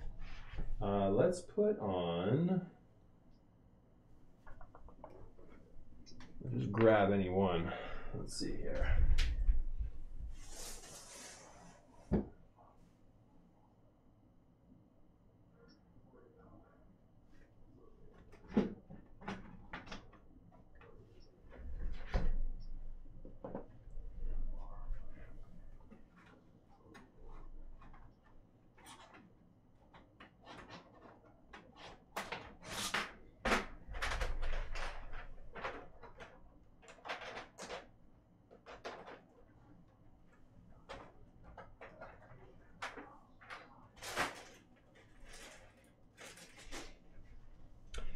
Sorry if I've missed any messages in chat here, everyone. We're just we're testing these stabilizers here. We're gonna try putting a GMK stable or a GMK keycap on it to see if it makes it sound better.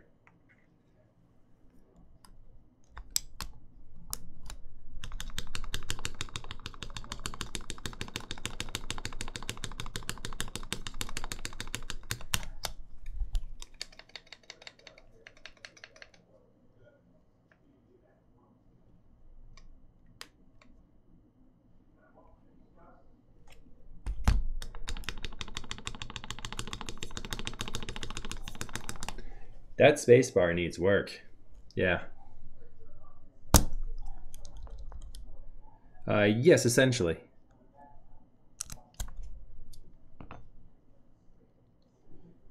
Let me try a different switch here in this guy.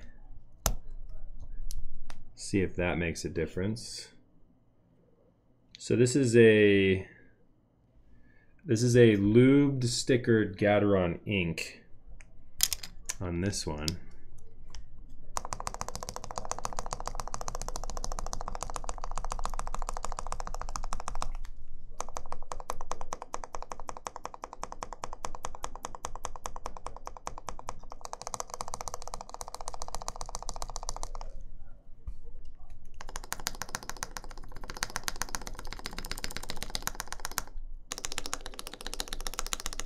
Yeah, I'm underwhelmed by these. I don't know if it's the switch or the stabilizer or both. I'm gonna try a different stabilizer here, just real quick. I've got another. I just dropped a switch. Oh man, I just dropped one of the. Yes, I don't think it was a keycap issue, so I can put this away.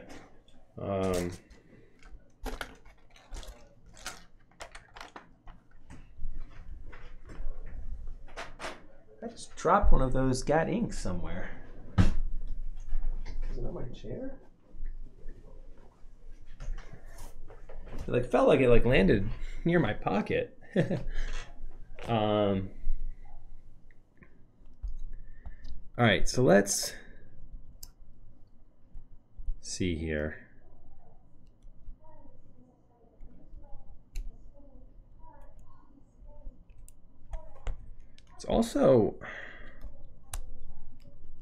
It's also warped. That right side sounds bad. Left side's not as bad.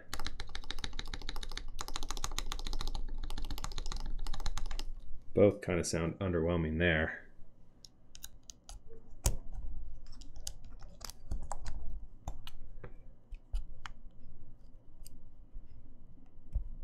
I don't know if it's the PCB or the plate that's warped on this guy. Or maybe both.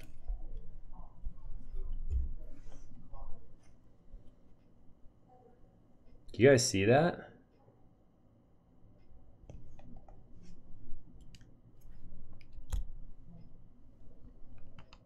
Spread lube on that like Nutella on white bread.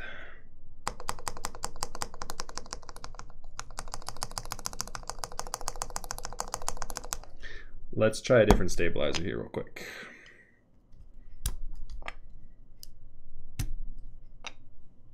No, it's definitely bowing a little bit. Here. You can see it there better.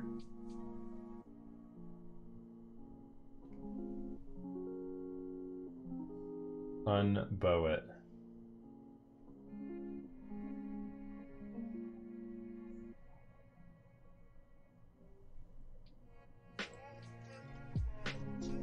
Try sitting on it. Okay.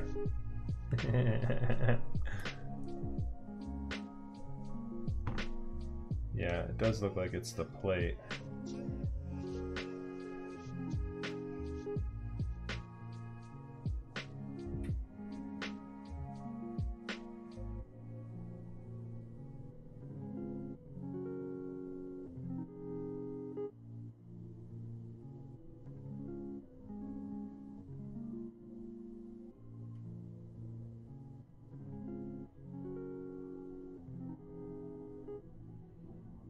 Yeah, we might just need to...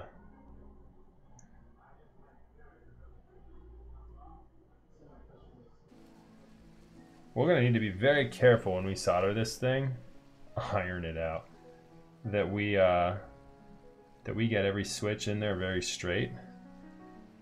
But yeah, let me go ahead. That's our spacebar. Don't let me forget that.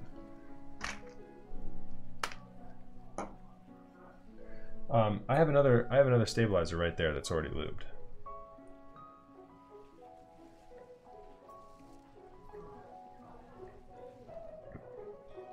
Nixie's would sound very similar to Vintage Blacks, correct. Alright, so I was underwhelmed by this enter key. The right side of it sounded pretty off, for sure. And the left side of it was, while better, was still underwhelming. So we're gonna go ahead and try tuning up this right side here again. But first, before we do that at all, I'm just gonna put this guy on it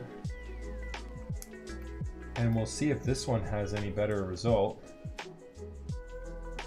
This is a stabilizer I was actually working on. I miscounted earlier today when I was tuning up something else for another client, and so I ended up with an extra one.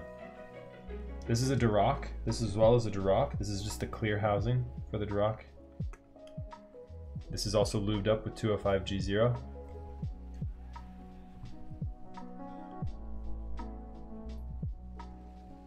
Let's drop this guy back on. Hopefully it's sitting a little straighter now.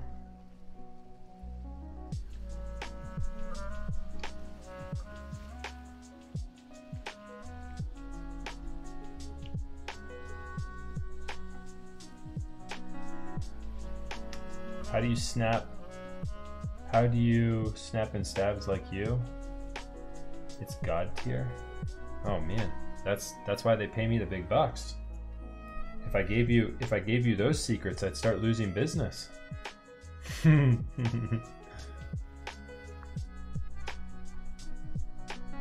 like watch this.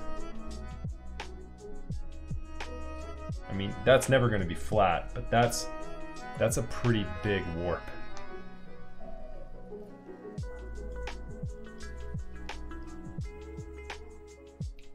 Like that's never going to be flat.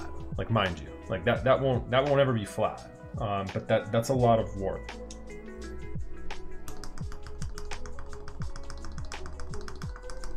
I think it's just the stabilizers.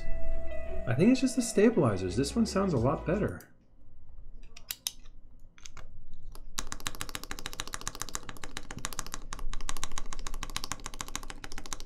Yeah, that one just sounds rattly.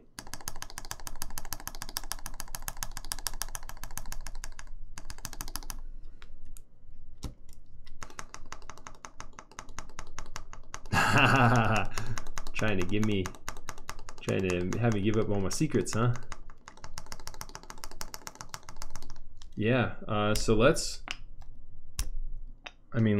get back to the drawing board here. And try. The warp isn't is not that big of a deal. And let me tell you why. There's a couple reasons why I'm less worried about warp on this than I would be on others. Here's why. So the 910, one of the ways to make it sound better is by putting shelf liner in the bottom of the case. And that shelf liner will keep pretty much a static, uniform levelness to the bottom of the PCB. Like that shelf liner, you know, after it's installed and once you put the top case and bottom case all together and sandwich everything in, the liner is actually all you need to install to hold the top of hold the plate and PCB in place. In that, I don't even use the screws, the plate mount screws for this build tonight. We liner the bottom of the case, and that is literally all you need. No screws needed to plug in. And then, yeah, with the stabilizers though, I mean, we're gonna try putting more lube on this thing, and hope we get a better result.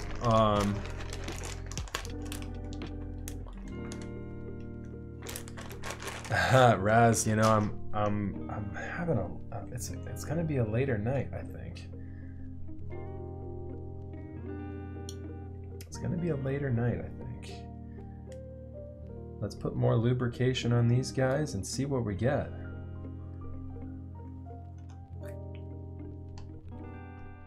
We're gonna get this thing sounding creamy. If it's the last thing I do, these stabilizers will sound creamy. I will work on these stabilizers all night if I have to.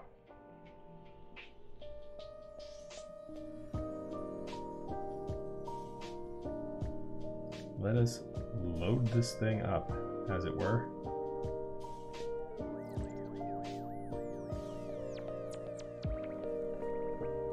Like that's a lot of lube. That's more than I normally do. And on top of that,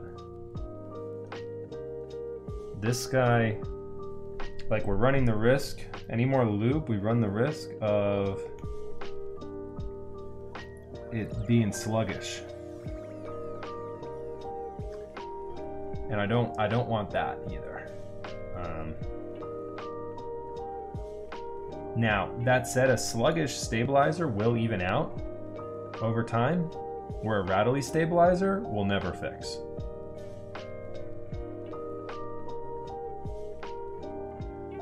But I don't know. I don't like having a sluggish stabilizer at the start either. That's not ideal. I find that by the time you have it feeling perfect, you know, who knows where you are at that point in life. Are you still as excited about that keyboard when that stabilizer gets perfect as you were when you first got it? The answer to that is probably not, you know? So it's just not ideal. We want to get this thing sounding perfect day one right now. So that's a lot more lube there on that switch. This one should be nice and creamy. Let's go ahead and install the enter key.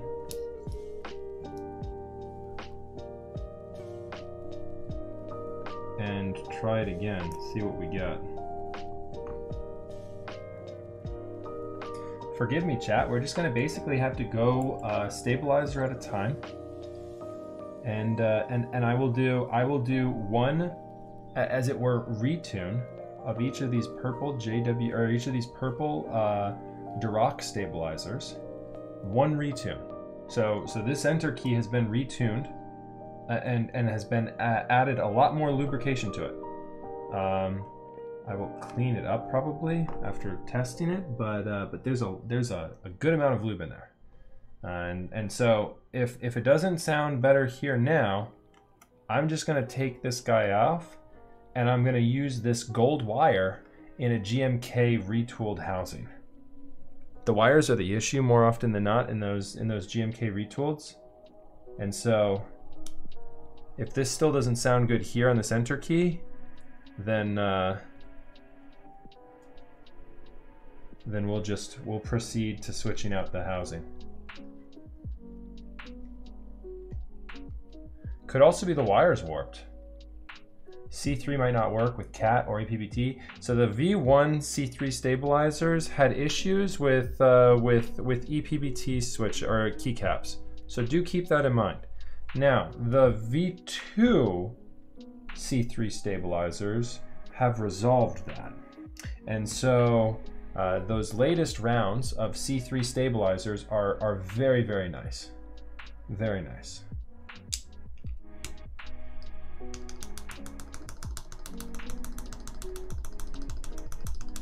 That sounds much better. Maybe we just needed more lube.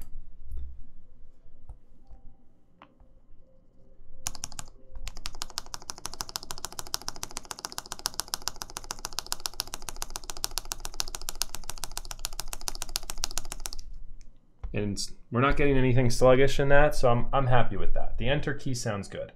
Just added more lube. That was it. When in doubt, more lube.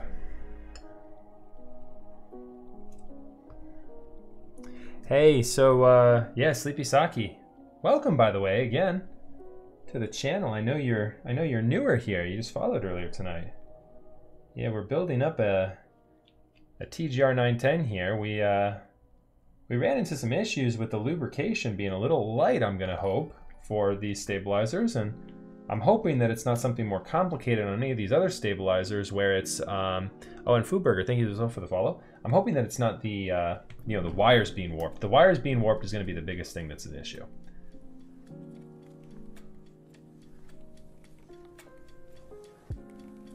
Yeah, of course I remember that. I remember everything. No, normally I'm really bad. Normally I'm really bad about remembering things in stream. All right, so yeah, more lube. More lube on this guy as well, and we'll see what we get.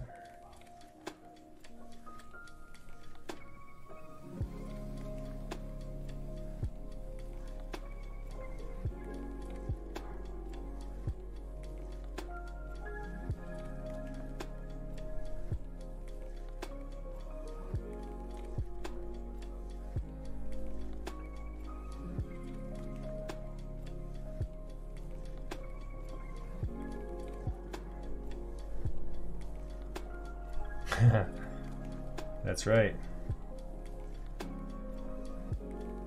That is right. That's what she said.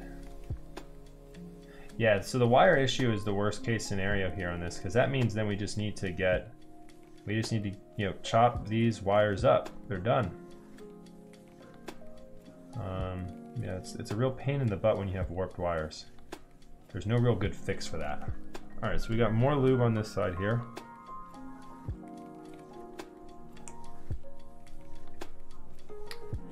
Let's go ahead and hit up the right side now.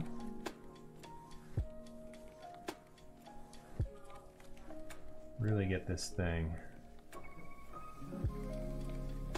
creamed up.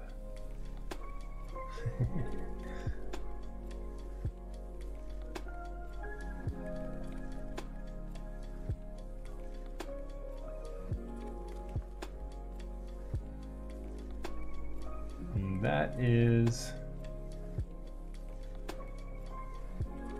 as you would say, pretty thick.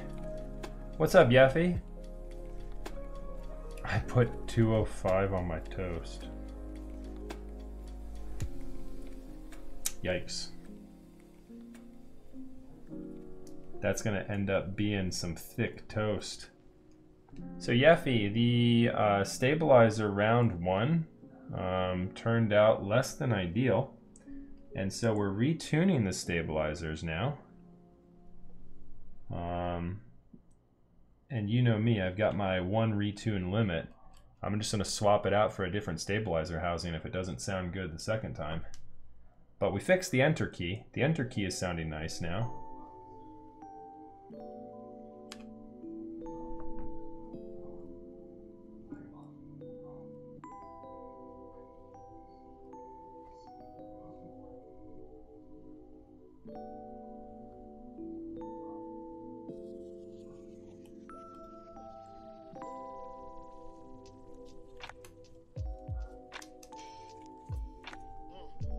It's literally gushing cream.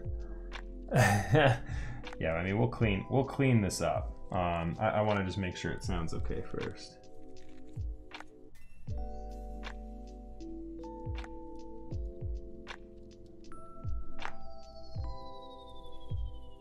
More important to have it sound nice.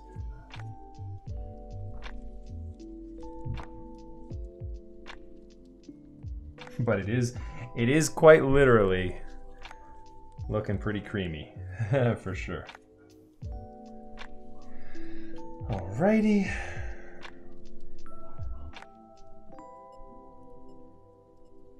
So Tom, with your DM, just think if I wasn't streaming though, I wouldn't have had the ability to go back and check the VOD and make sure we knew which one was which. We would just have a mystery 90 gram floating out there somewhere. Starting to sense a purple Duroc QC issue. Yeah, maybe, but it could also just be that I didn't put enough lube on first time around. Let's see what the delete key sounds like now.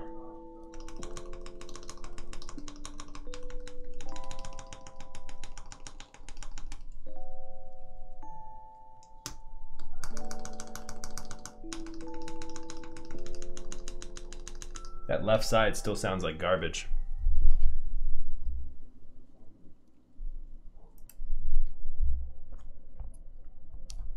I don't know if it's making a good contact point. Hold that there.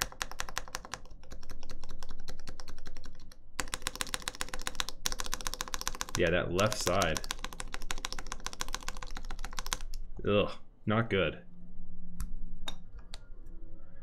I don't know if it's, I'm gonna try GMK housing in it real quick.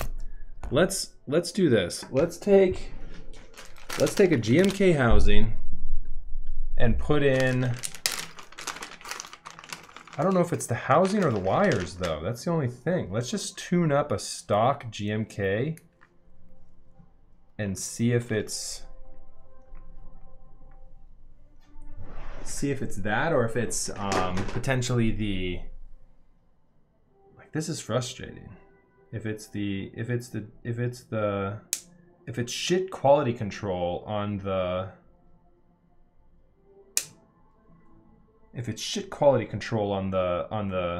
on these Durocs, that's really a pain. That really sucks. I don't know if it's just the purple ones or if it's maybe just this one. Maybe this wire was bad. I don't know. But let's try this and see if this is a better result.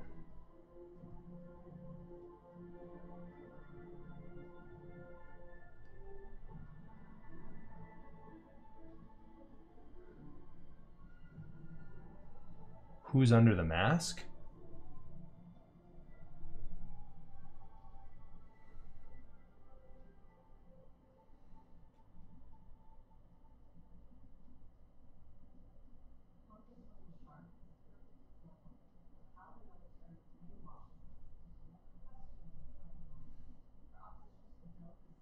Oh, who's under the mask? Scoob? Yeah, are we just talking about in general with the mystery of what this issue is? Scooby Dooby Doo, where are you? We got some stabilizers to tune, yeah. And Scooby Dooby Doo, if we find you, we're gonna lube them wires, yeah.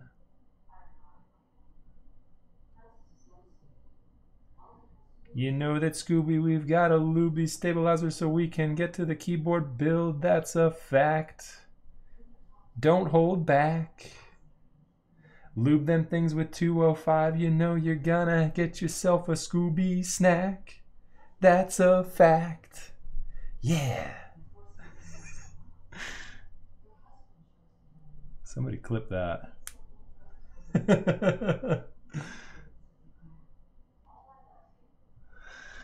All right.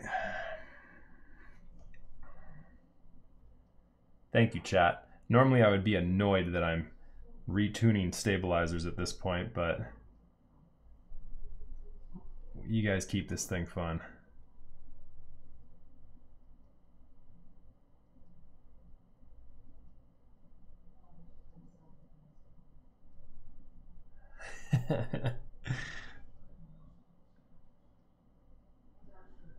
I'm gonna need some Scooby snacks after this one.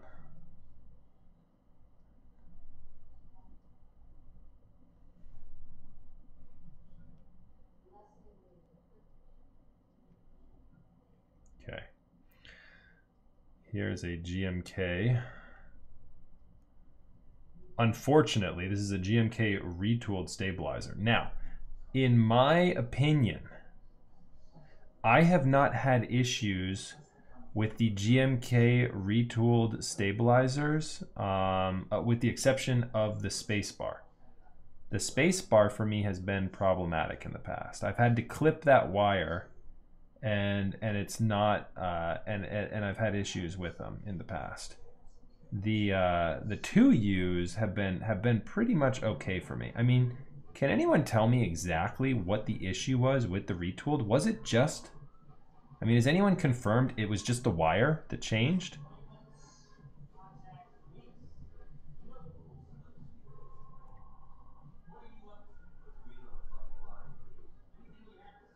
Singing is the real key for tuning stabilizers. Yeah, that's right. You should make that your stream ending song.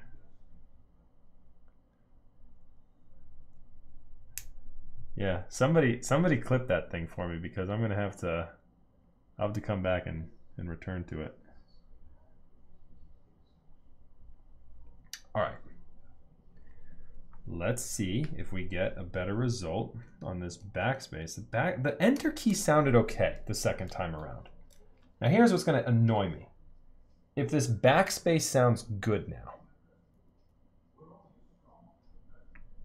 Cherry changed tolerances for housing and insert to tighten them. Yeah, the housings do feel differently. That's true. Hey, review. We're having some difficulty with the stabilizers, but you know, we're having fun with it. We'll make it through.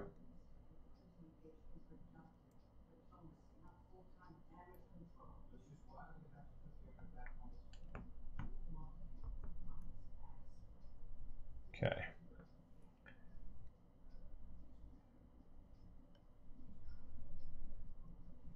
Let's see if this gives us a better result here.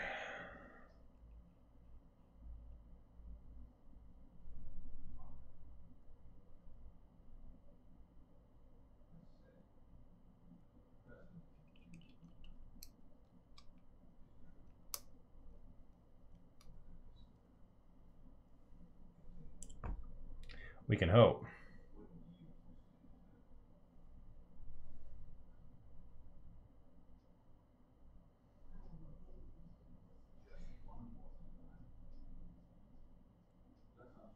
If they're as good as Andy said, I'm going to buy 50 of them. What are you talking about, Korma?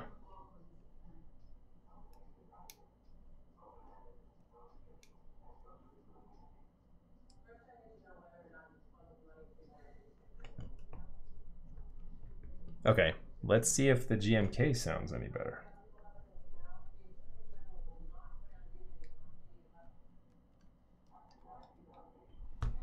We'll put a few more switches in here too. In before it was like the lack of other switches we had holding it in place.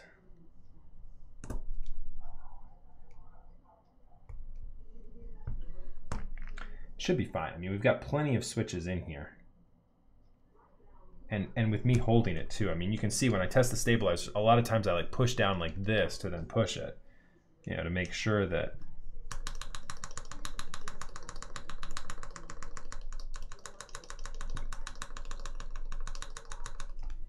that right side still sounds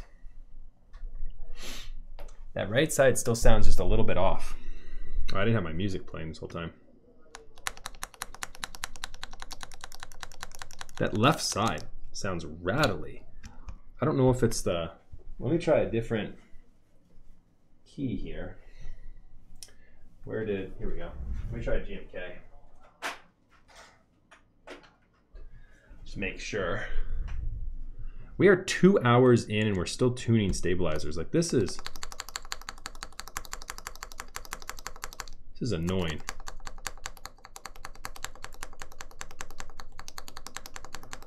That sounds pretty good. Okay. Like, let me see if that was the issue. Now I'm curious if it was the issue was I didn't have enough switches in here and that the stabilizer was fine.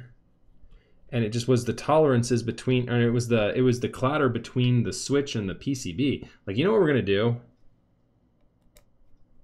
We're gonna solder a couple of these in, and we're gonna see if that fixes it. Because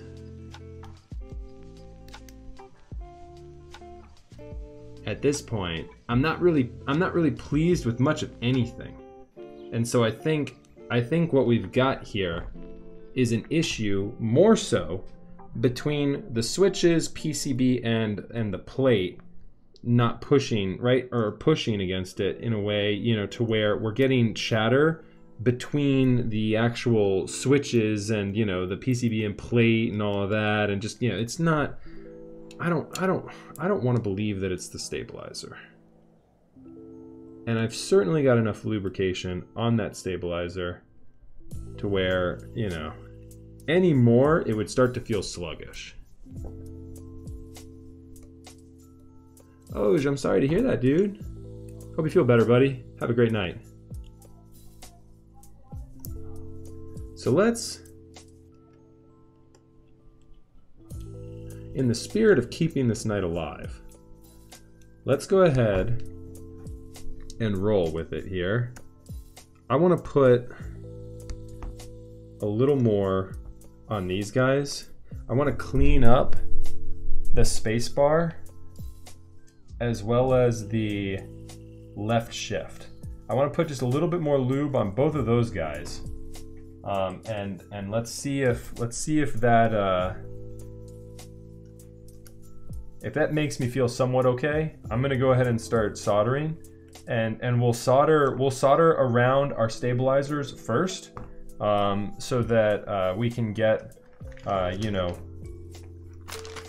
so we can get the more truer test of sound on those guys. Things are going to continuously sound better and better as more and more switches are lubed, or not lubed, but are actually soldered into the PCB. It'll just sound better and better. So, not that, you know, I shouldn't have a pretty good result now. You know, normally I do, but you know, this happens sometimes, guys. If you all are just tuning in here, I apologize. I know this isn't the most riveting content, me tuning stabilizers over and over and over again, but you know, sometimes this is just of nature of the build. Sometimes you just run into issues, and let me impress upon you guys that, you know, if you run into a build that the stabilizers are stubborn like this on, you know, keep with it. Keep with it. Don't get frustrated. Don't get impatient with it. You know, if you need to, you know, if you start to lose patience, just, you know, take a break. You know, I certainly have been in there in the past. I think my patience with it is just a little bit more tolerant at this point than other people might be. Drentis, thank you very much for the follow. You guys in chat help me keep a level head too, you know. We have fun improving Scooby-Doo songs about tuning stabilizers as we go. You know.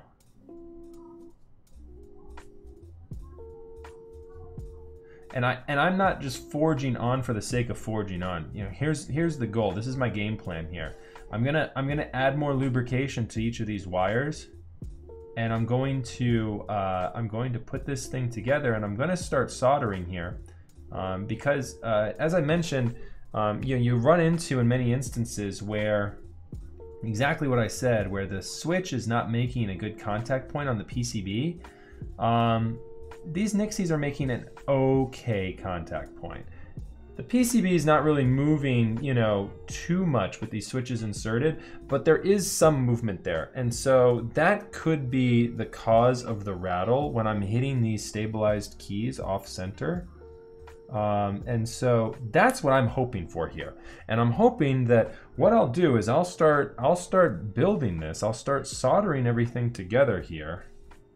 And I will have the keys closest, the switches closest to the stabilizer. After I get the four corners, I will focus on them first. And I will then go back and I will test the stabilizers as I've soldered in a fair number of switches around each of the stabilized keys. And that'll provide better contact points. You ever heat shrink or plug the stab port? I've not done that myself, no.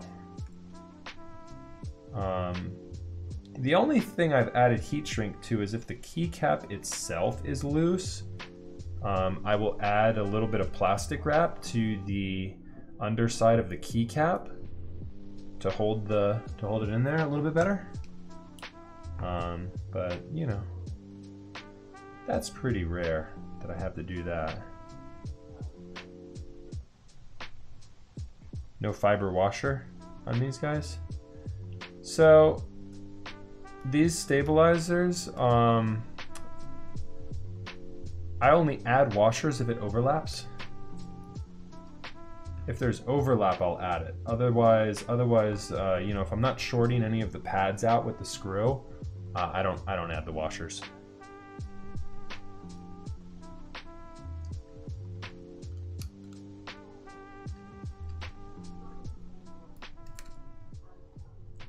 And in fact, like, they haven't even been including washers with some of my orders. Like, they didn't even include washers in this order of stabilizers that I have here. These guys actually came out of my personal bag of stabilizers. So these are mine. I purchased myself from Novel Keys. Okay.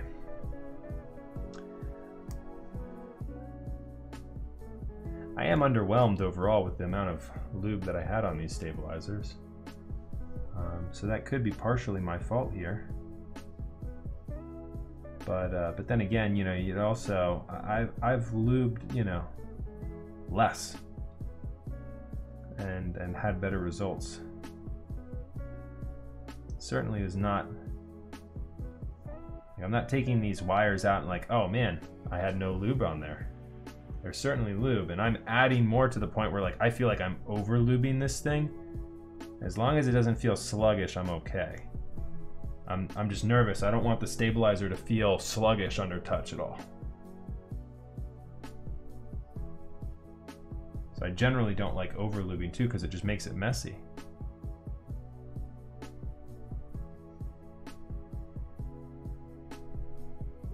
But on stubborn builds, sometimes you need to add a little bit more.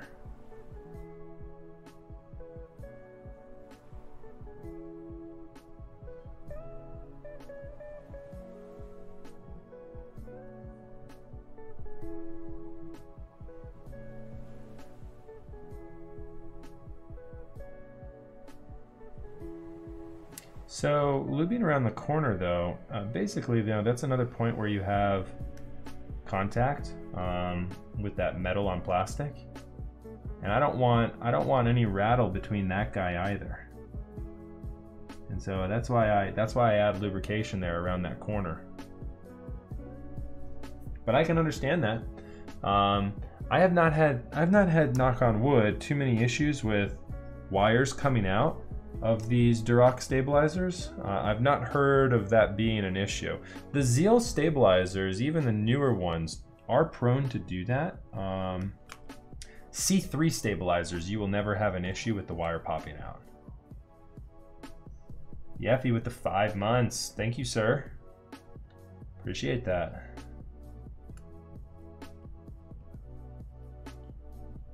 You are a champion. I would be lost without you, my friend. Everglides and Durocs do have a wire issue from what people say. Interesting. Okay.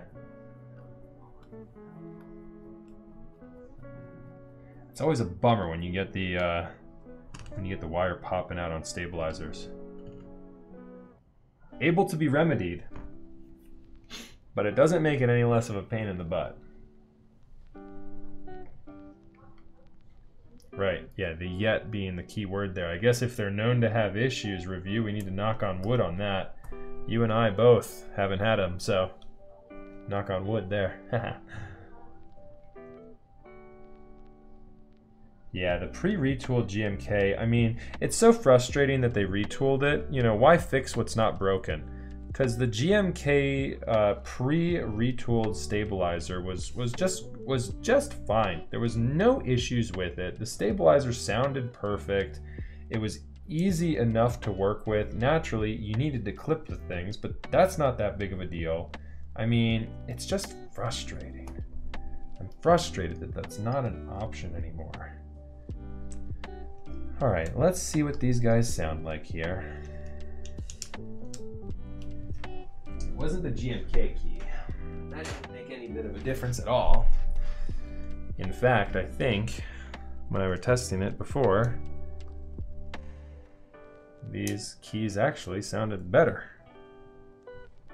So, we're not worried about that being the issue. It's not the keycap.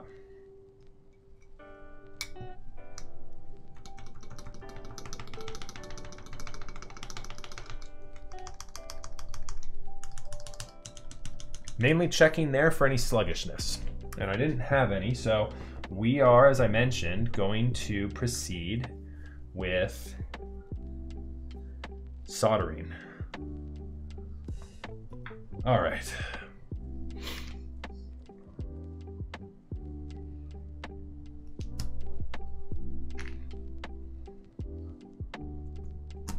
I believe we're going on the inside for each of these. Let's see if I was right. I could have been wrong.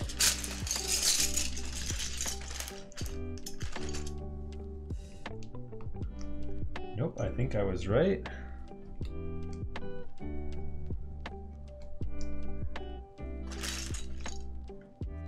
And then I think this one goes on the middle one, if I'm not mistaken.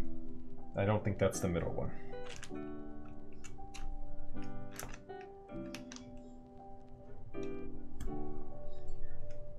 Let's see, is that the ticket? I need another 1.5. There we go.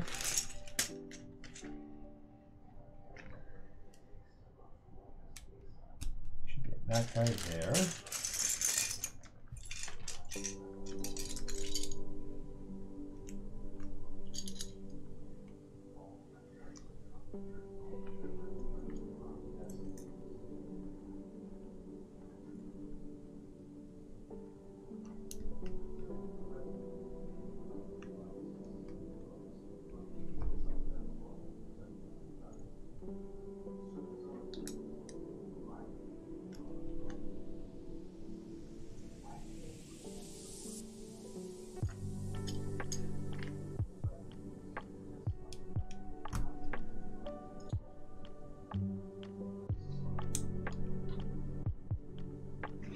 Okay, friends.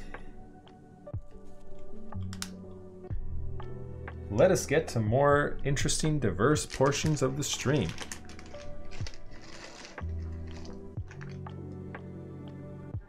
Let's load this board up. Ouch, I just stabbed myself with that pin. That hurt.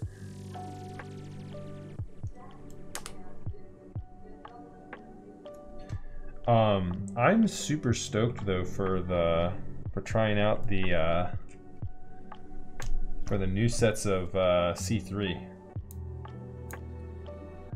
I've got some wires in here the other day. I'm gonna be building up a new set of C3 here, and just I think on Thursday, I think I'll have a build with the C3 stabilizers. Hopefully we'll have an easier time of prep on that. Oh man, oh man, oh man. Thank you so much, chat, for hanging out with me here. For those of you who are new to this stream, welcome. We've been lubing stabilizers for the past hour plus, I feel like, at this point. Yeah, that's what I was talking about, review the C3V2. So yeah, my name is Max, though. I go by Max F. I do keyboard-related content here, most times on Tuesdays and Thursday nights. I've got a fresh announcement here, guys. So, and girls, we've got a stream, a beta stream, a test stream, if you will, Monday. We're gonna do Monday night instead of Tuesday next week. I'm gonna check and see what that feels like. Tuesday has been my most unsuccessful stream night as of late. I've not been happy with the viewership numbers on Tuesday nights. I feel like Tuesday is just a super saturated night, and so we're gonna go Monday night next week.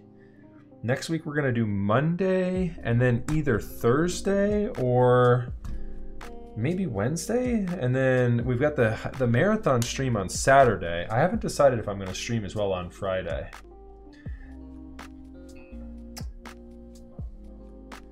So I'm not as worried about Apiary and Minterly streaming at the same time. It's just Tuesday nights is like everybody. Tuesday nights is so saturated. There's like 10 people that stream on Tuesday nights. So it's either going to be, going forward, I'm either going to continue to do Tuesday nights. I might just start it later. I might start stream at like 9:30. Instead of 8 o'clock. 8 o'clock honestly has been difficult for me to start perfectly on time. 9:30 is much easier for me to maintain that hour. It's a later night for me, but I feel like we do a little bit better if I start late night. More chances for us to get rated too. Anyways, you guys don't care about that. Anyways, like I was saying though, Max here, go by Max F. I do keyboard related content, as I've mentioned, and many of the builds you see here on my channel are customer builds. And so if you guys are out there looking at getting into the keyboarding world, I'd be happy to assist you as well. So go ahead and hit Discord, exclamation point, in chat. Join us in our Discord channel. We also have it listed down below. We've got a community building up there for us here.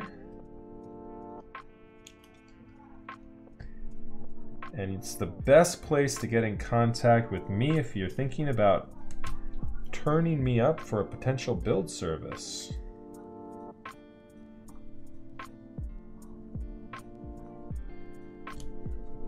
Would you guys look at this thing built up with Nixies? Like, that's crazy.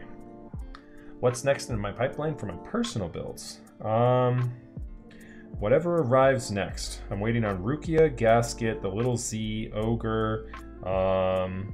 I've got a couple of stuff that I can't leak yet that I'm waiting on. There's like, I think I'm waiting on like many keyboards. Many keyboards. I got a Jane V2 CE coming. There's quite a few.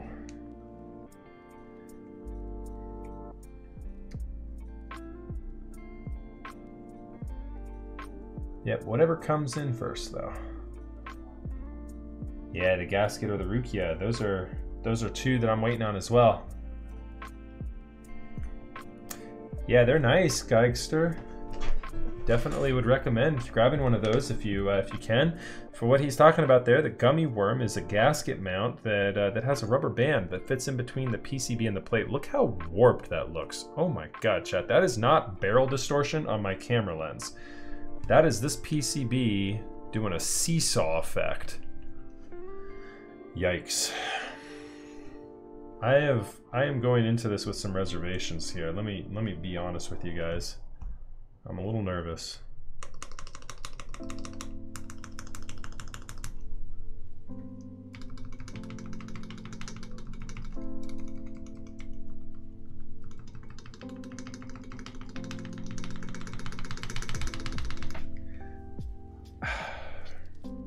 A warped PCB and plate is never going to sound good with a spacebar stabilizer.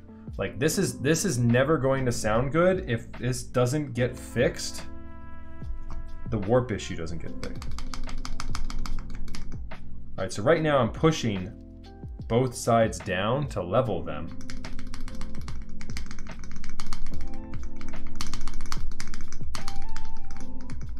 And it sounds okay. So the spacebar sounds okay when I level it. So take a listen here, guys and gals. So here is the spacebar without me doing anything. Sounds like garbage. Let me push down on both sides.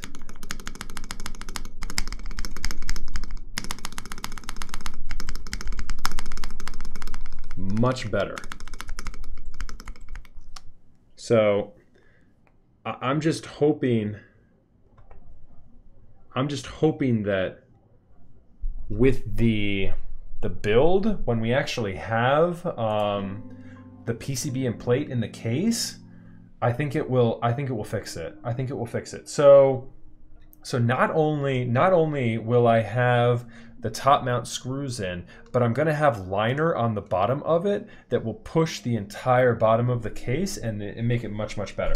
I mean, we've taken a lot of time here on the stabilizers on this build. I can't do anything more there. I mean, I've done everything I can for this build, and so with the exception of retuning new stabilizers, under the impression that the stabilizers might be shit, which I don't think is the case. I don't think is the case. This isn't like a new bag of stabilizers that I've had no experience with. I've used these stabilizers on a personal build, and they sounded fine. So that said, here's the game plan. We are going to start soldering here in just a second. first things first, I want to clean my hands real quick because I feel like I'm swimming in lubrication still. And then, where's that bag? Here it is. That switch puller is well loved. It's been bent so many times. That Rama switch puller just, you know, it's like paper on those ends. I still like that switch puller though because it's very easy to get into those tighter spaces. Much easier.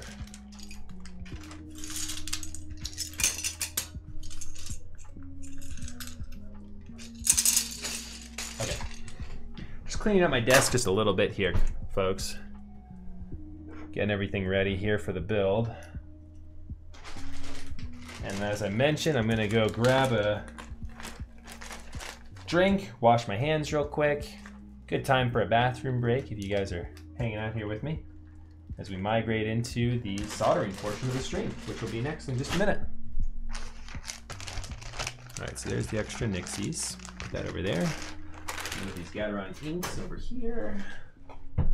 Looking good. Okay, I'll be right back, everyone.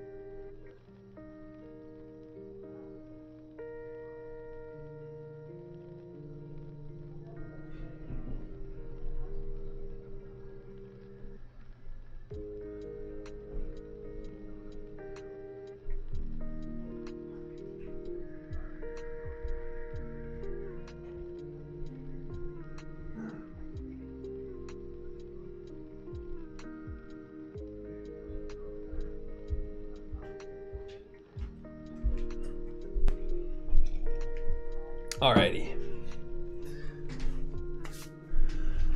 Oh, I feel so much better. I feel like $1,000,000 now. Sorry about that, chat.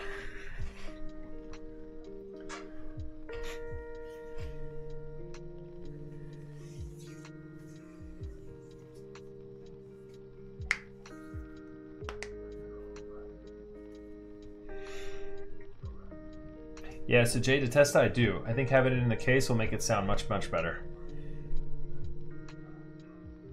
Yeah, what's up, Darian? Yeah, we are making progress.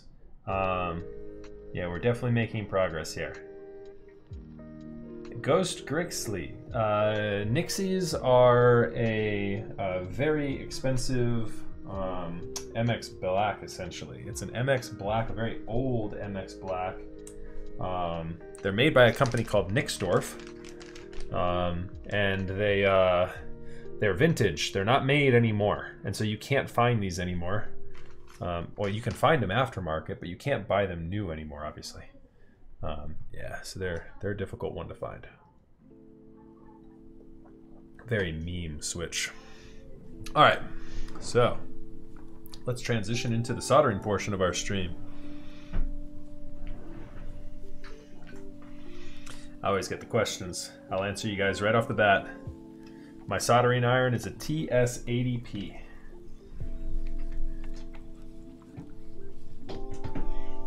And you can find the details of my soldering iron, as well as everything else I use on my bench, on the Amazon Blacksmith link, which is like right there. If you go over that way, you can find it. Thank you, Chongosaurus. Appreciate that. My Bongo Cat shirt. I have not tried Zykos. What are those, Noonski? Our Noon-esque.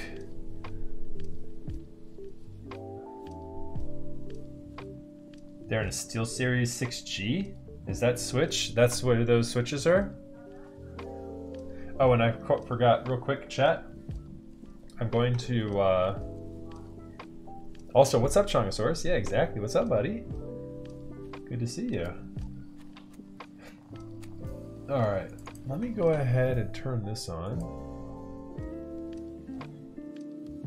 Okay, cool. RTX voice is now turned on, so you guys won't grab any of the background noise of my fan, which I'm about to turn on. Hopefully it doesn't freeze my camera. Hey, it didn't. There we go. Cool.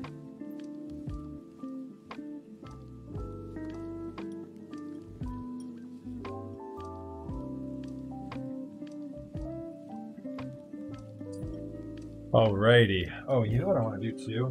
I want to move the bottom face here very far away, so that it has no chance of getting any flux spit over on it. Yeah, that RTX voice making it so you guys can't hear that fan right now. That exhaust fan is on, and let me tell you, it is quite loud. Here's my voice with no RTX voice on. Pretty shit nose floor right now. And here's it with RTX voice turned on now.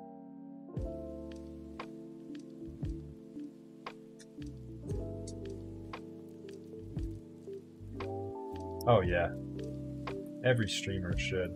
Now, mind you, I don't use RTX voice when I'm doing any sound tests. It does lessen the sound quality of things quite drastically. But for when I'm just chatting, like using voice chat, it's okay. And I'm just chatting right now. You know, there's nothing going on. It's just me chatting right now.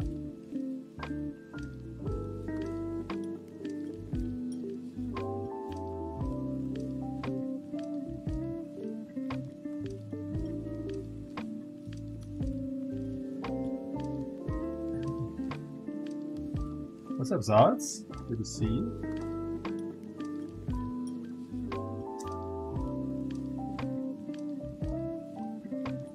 Yeah, welcome everyone. We are at the build portion, the soldering portion of the stream. We made it. An astounding 2 hours and 52 minutes into this build. We are now soldering switches into this thing. It's taken us a minute to get here. We ran into difficulty with the stabilizer tuning portion of the night. A combination, I think, of both not enough lube on the switches as well as some issues potentially with this PCB and plate warping a little bit, making things sound not as good as it should and could. So I really took my time with those things. We're basically going to solder in these four corners first, and then I'm going to solder in the switches right around the stabilized key, and we're gonna keep testing them. So We're gonna keep testing those stabilizers and see if it sounds good or not.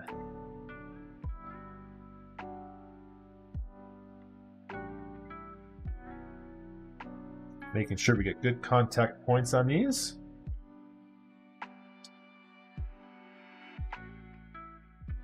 What percentage do you use RTX voice? So I'm at 100%. I use noise suppression at 100% for this Chongosaurus. Basically anything less than 100%, you're gonna pick up that fan white noise on. And I don't use it at all for when I'm not using this fan. When this fan is off, RTX voice gets turned off.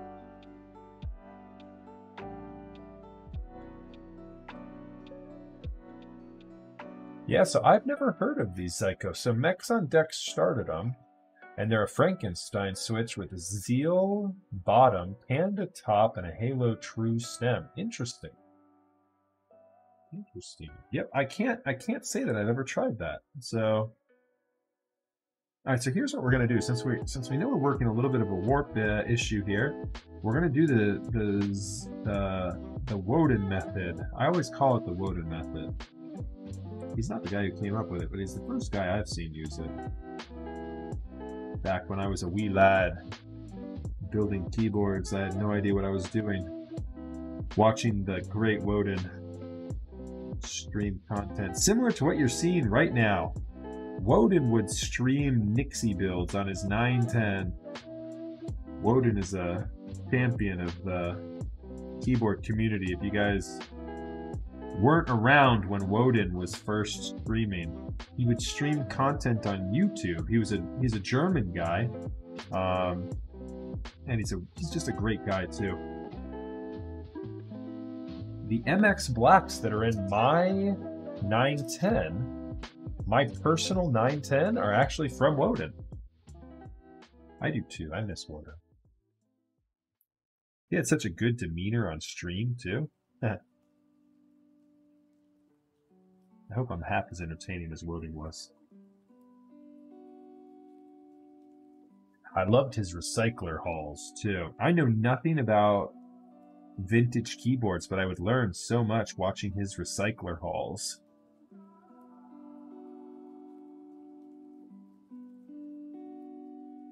But yeah, so I call this the Woden method. Basically, if you guys have seen my streams before, you know what this is. I hit one of the two switch pins first, and then I heat that side up, molten, get it molten, so that I can then push the switch through.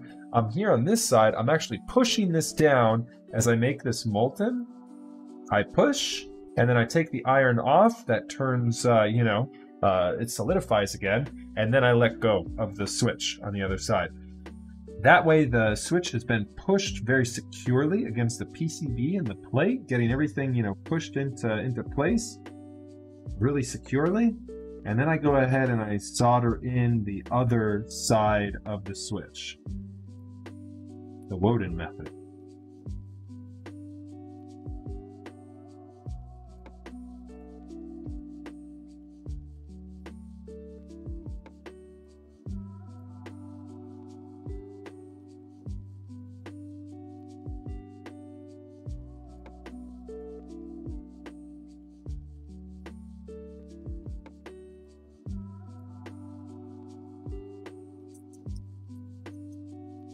Okay.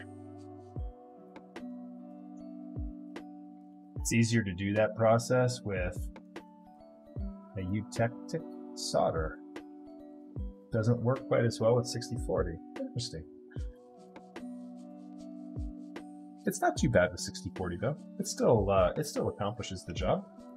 What's up, Odyssey? Hello, Obby. It's good to see you, mate. All right. So you guys with RTX voice, you're not going to be able to hear this.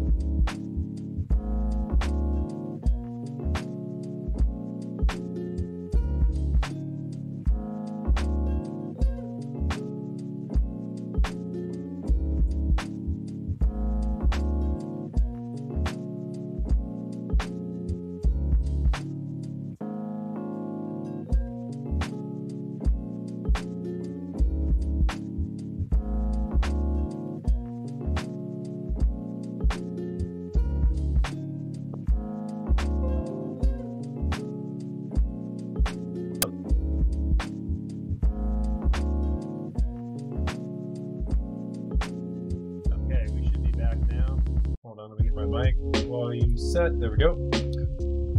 Sorry about that, fam.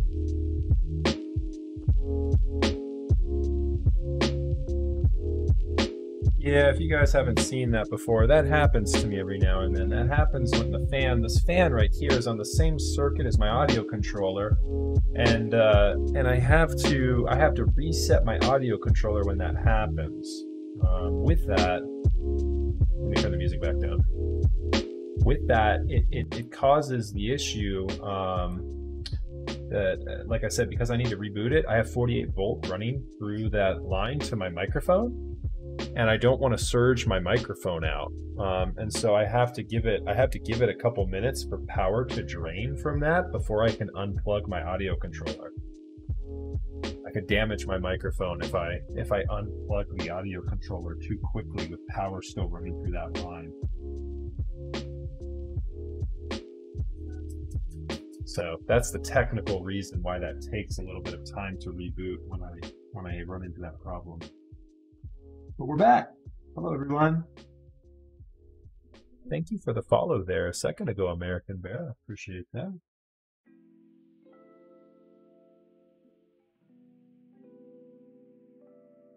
Watch, he's going to unfollow now because I started talking.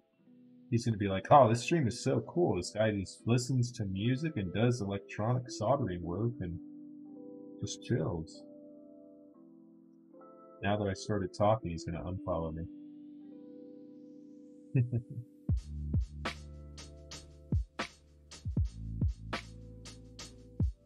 Okay. You guys aren't going to be able to hear this. I'm going to flip this around and see what this one sounds like.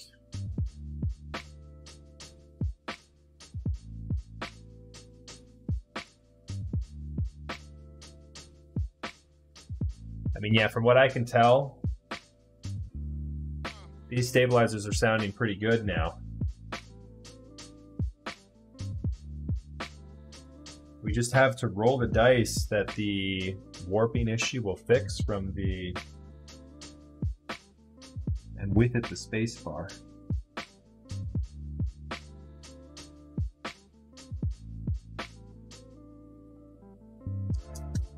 I mean, literally, quite literally, the only other thing we can do because of this warp PCB is, or the warp plate, is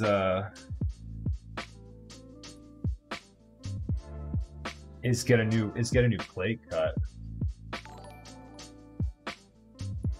Yeah, that's always such a huge pain in the butt, Elgo. Thank you very much for the follow. I appreciate that. I know the pain. You have everything sounding good. It's all tuned up the way you want it. You finish soldering and then something's rattling when you turn it back around. I know the pain of that all too well. We're hoping we get an opposite result here. We are, at least we were. I wasn't hearing as much rattle in this as the second time around when I had everything soldered in closer to the stabilizers. I actually had rattle though pre-build, but there's so much lube on these stabilizers. We've retuned them. I mean, I took about an hour tuning the stabilizers. I retuned it, you know, once if not twice on some of them. And so any more lubrication on the stabilizer, it probably would have started to muddy the feel of the stabilizer, and I definitely don't want that. S3LQ, hey, what's going on? How's it going, buddy? Okay. All right, so we've got the sides done. We've got the bottom row done. We're going to go ahead and we're going to do the Woden method for the entire top row since this plate has a little bit of warp. It's not going too good here either. We're working our way through it though. Keep some optimism up. I hope everything gets better on the flip side here for you, S3LQ. I hope it turns right around like it will for us here. Be optimistic. We've been through the ringer here, so to speak, with this board so far, and I'm hoping our luck starts to turn around now. Yeah, what's going on? What's going on with you? No, this is a build for a client that I'm doing tonight here.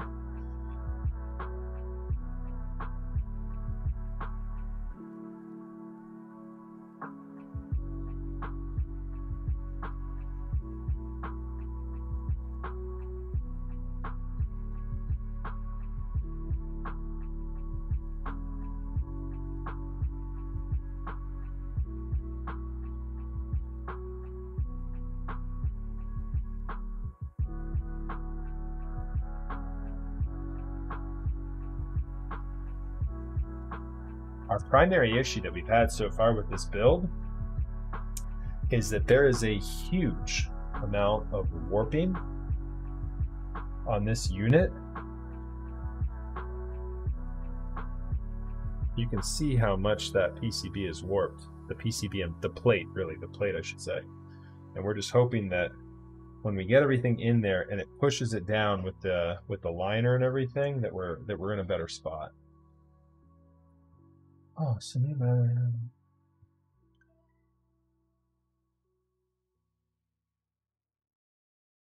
Oh no.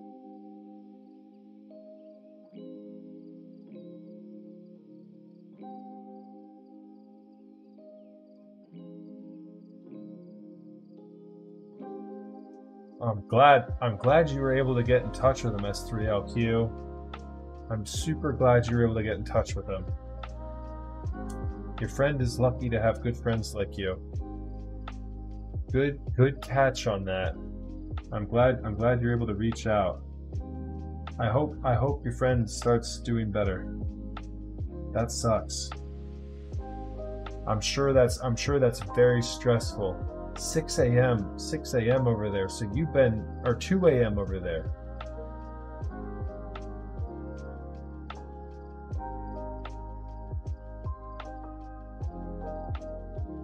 Oh wow. So no. It is later there. What time is it over there now, S3LQ? Oh man.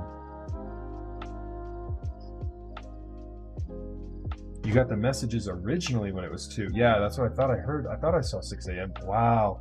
So you've been at it all night. Well, you're a good friend, dude. You're a good friend, and you're, whether it's a he or a her, they're lucky to have you in their life.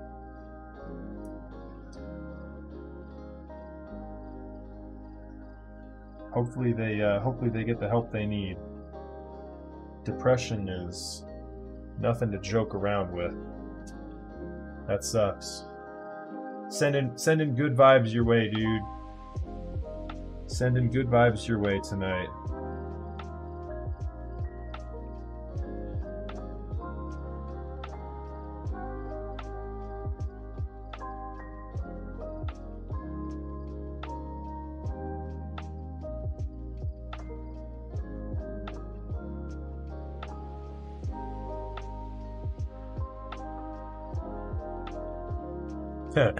I've got another Monster energy drink if you need it.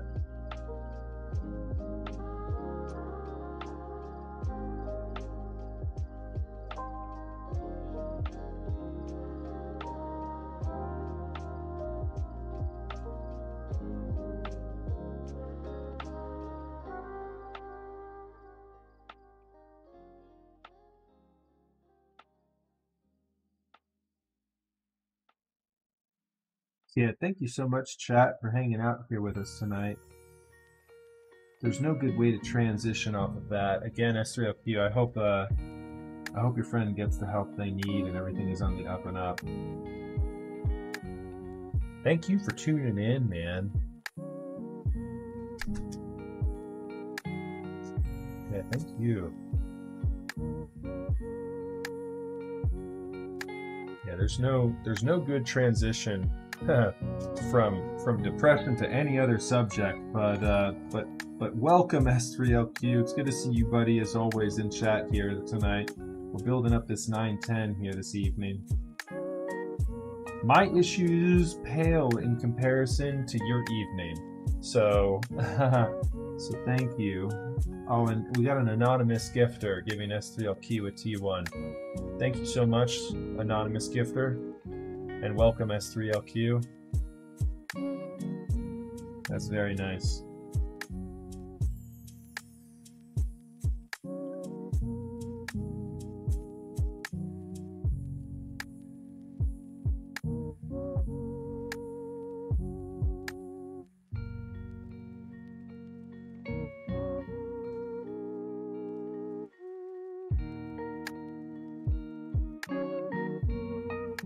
I was kind of hoping that this PCB would straighten out this plate. It seems like the plate is more warping the PCB now. That's what we've been dealing with, S3LQ, tonight. My issues pale in comparison to the events of your evening, but yeah, we've been struggling here a little bit tonight with a warpy PCB in flight here. I've got good contact points on these switches though, so I mean there's a silver lining to it there. You know, we've got the PCB holding them in here as we go through them one row at a time with the loaded method.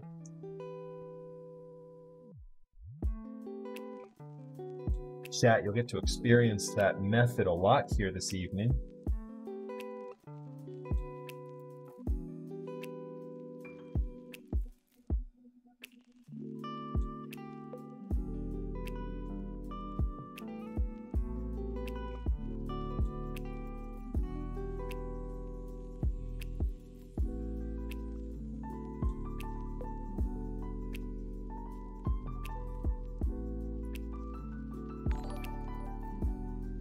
This build has been a pain. Yeah, a little bit review. Hey, Jenny Bear, thank you very much for the follow. Appreciate that. I love this iron. This iron is so nice. I was using the Heiko 888D before, which is a very nice soldering iron, but it's very much so the old school style. This soldering iron is awesome. As you can see, I'm able to touch this and I can even remove the tip, which is, this is 600 degrees right here. 600 degrees Fahrenheit. It's very nice. It cools down very, very fast as well. This is a hollow point, and so as you look, you'll constantly see it dropping temperature and then going back up. So the electronics in this is constantly pulling power through this cable to constantly keep reheating this. The Heiko didn't cool down as fast, so it's able to maintain, the Heiko is able to maintain a hotter temperature easier, but the benefits of this one is that I can unplug this right now, and in about 2 to 3 minutes, I can touch this tip with my finger and not get burnt. The hollow tip cools off so fast. And the Heiko, by comparison, I can unplug my Heiko, and it probably takes about 15 minutes to cool off to the point where I can actually safely touch it. It's still, you know, very, very hot for a long time after use. So this is for sure the way. This is newer technology. It used to be thought that you'd have to have, and I'm pulling this from my friend Super User. I don't know if you're in chat tonight, Michael, but I'm pulling this knowledge from him. It used to be thought that you'd have to have a large reservoir, aka a lot of metal, heating the element, right? And that's just not the case. There are benefits to an iron like a Heiko, but we don't need them for keyboard building. It's just not necessary for keyboard building. So we're afforded the ability to use these smaller irons, and boy oh boy are they smaller. As you can see, my iron takes up no footprint on my desk. Zero. I have a small cell phone-esque battery charger that's beneath my desk plugged into my power supply right now. It basically looks like a cell phone charger. So the solder I'm using is a 6040 leaded solder mix with a resin core. I have the solder I use linked in my Amazon.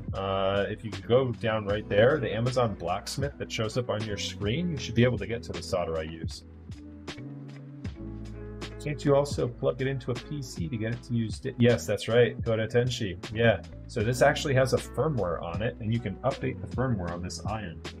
I've never done that. The firmware that I have on it right now works just fine. I have no reason to update it, but that is a thing. It's just a USB-C interface on the back side. And yeah, this is a client build. I didn't see where that was asked, but yeah, thank you for filling that in, Koda Tenshi. GMK Laser has broke me for now. Yeah, Nanu, that's an expensive running set. Did you get the group buy? Did you get on the group buy that just closed out this week? Or is closing out? I got the Synthwave. That Synthwave set I got, that's very clean looking set, the Synthwave. I'm very excited for that. Nice. Nice. Yeah, this has been a rough week for group buys. I think I purchased 2 or 3 this week. I got nuclear data as well, if I'm not mistaken. And then I think also the classic red. And then I've got the Sumi coming in too, I think, that I'm going to have to buy. I don't think I bought Sumi yet. I need to double check. Anyone get Analog Dreams in this week?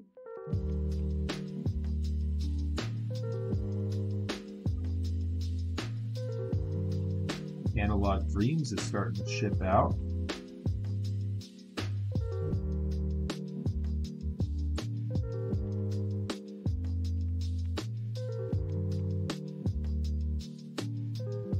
Yeah, that's exactly right. That's how I feel, Kodahachi. Great week for group buys, rough week for my wallet.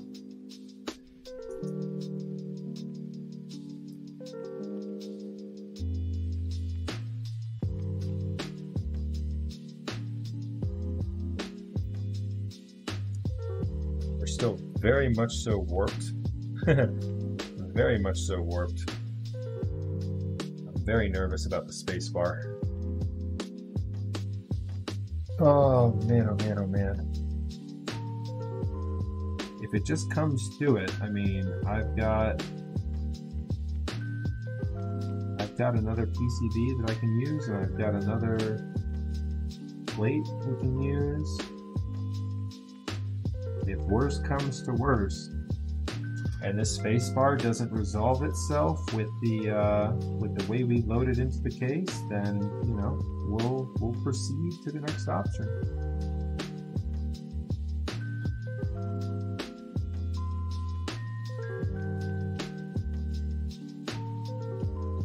Everyone in chat, pray with me that we get the rigidity we need from the case here, from this plate mounting into the case, that'll straighten this PCB and plate out, because this warped PCB and plate is really making me nervous. We haven't had one this warped in quite some time. So pray with me, chat.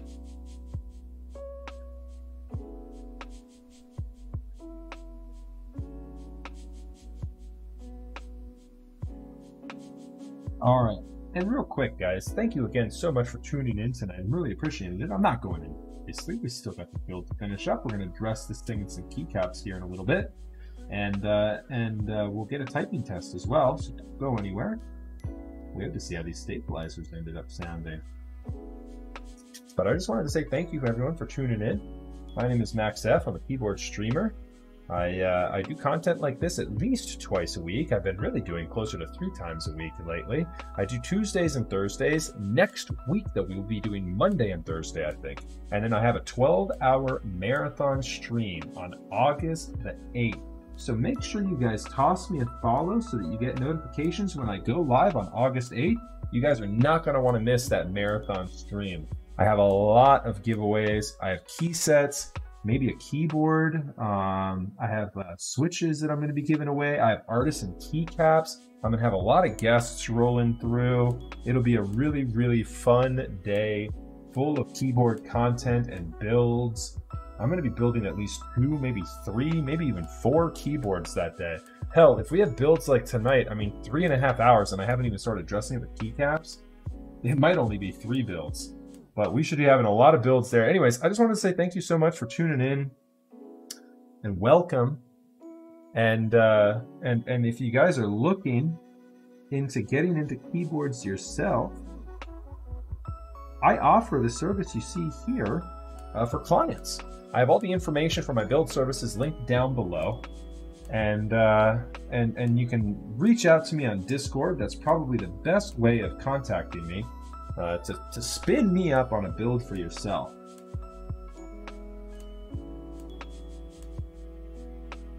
Want to give a shout out real quick as well to the sponsors of my stream.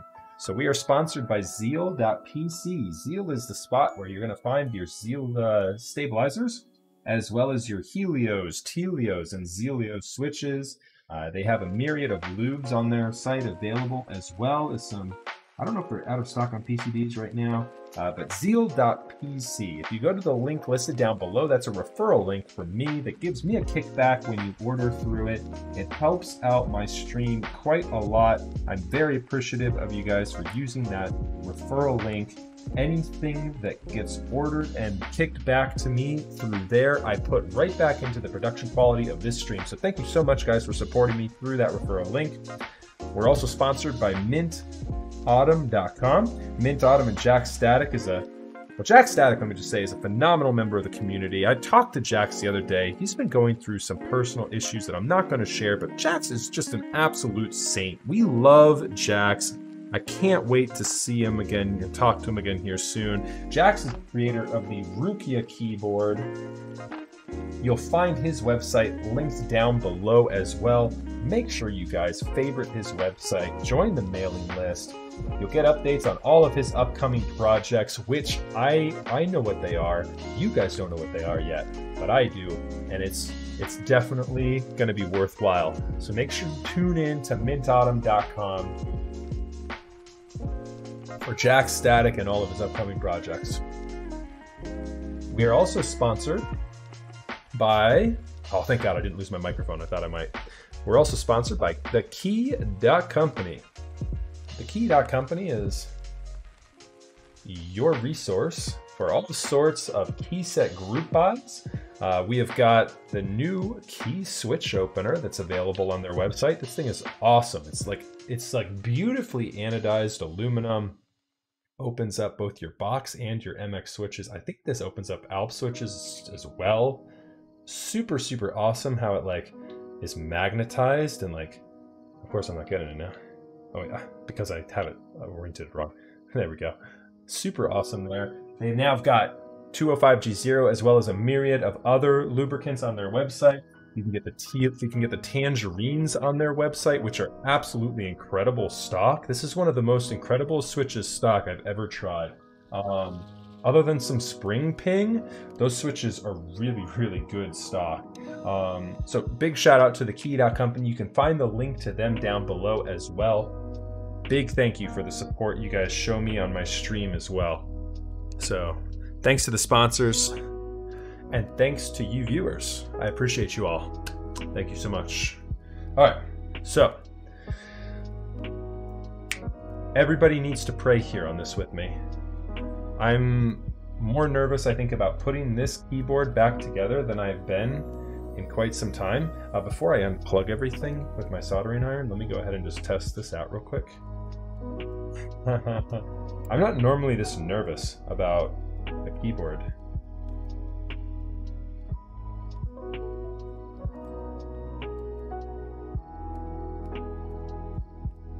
Okay, let's see here. I want to just make sure nothing is shorting out.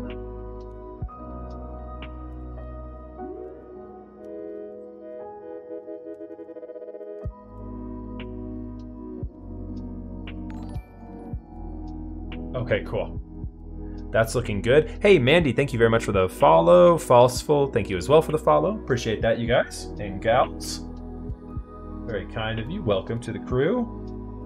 All right.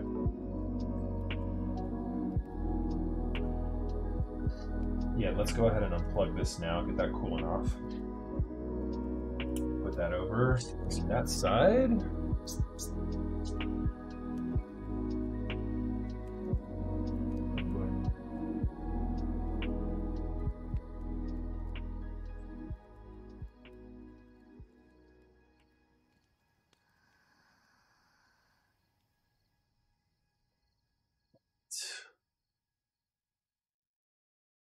Oh, let's go. Let's go. Let's go. Let's go.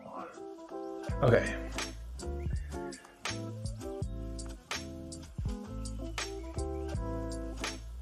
For those of you that haven't seen it yet, here is the caustic anodization that we've got on this case. It's this beautiful warm gray that just turned out absolutely incredibly. They do have Tangy apparel as well, Coda. Yeah. Yeah, let's get some praise. Let's get some praise in chat. Let's get some praise in chat. Let's go, fam. Let's hope we don't need them, but just in case. Let's go.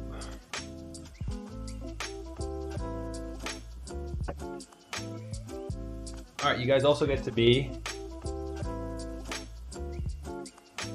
witness to a liner tuning. So, oh no, I hear you, Korma. I hear you. I agree.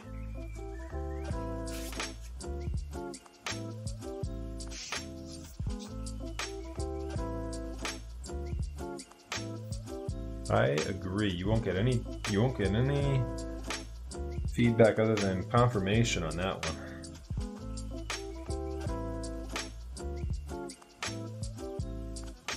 That's almost perfect. Let's try it.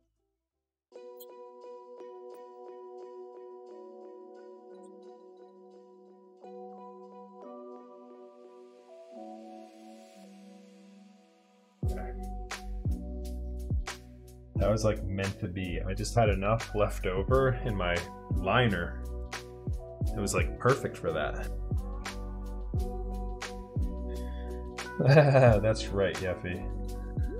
Oh man, Yeffy, I'm surprised you're still up, my dude. I love you, buddy. All right, we're done with our fans, so let's turn RTX voice back off. There we go. I love watching you suffer. Are you like chilling right now, feet propped up in the bed, just hanging out? As I sit here suffering. All right. So I'm gonna do, normally when I do a liner build on a 910, I don't even screw the PCB into the top plate. Tonight, I'm screwing it in. I'm screwing it in. So here is our acrylic piece for the top right. Your camera left right now.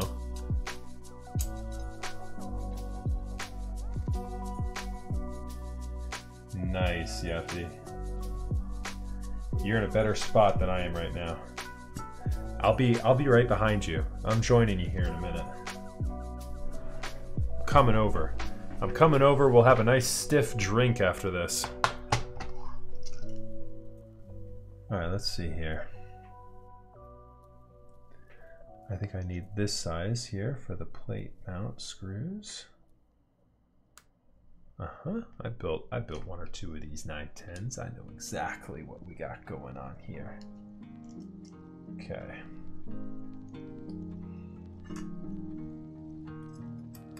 Yeah, normally, like I said, normally you don't need the top mount screws for this to work.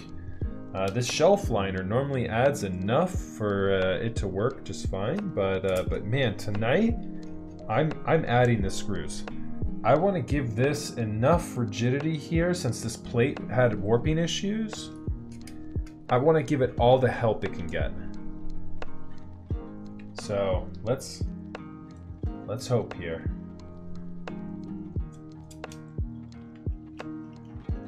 Let's hope this thing sits flush. As I get weaker, Yeffy gets stronger. as I suffer, Yeffy takes pleasure. Takes pleasure in my pain. We're like the inverse of each other.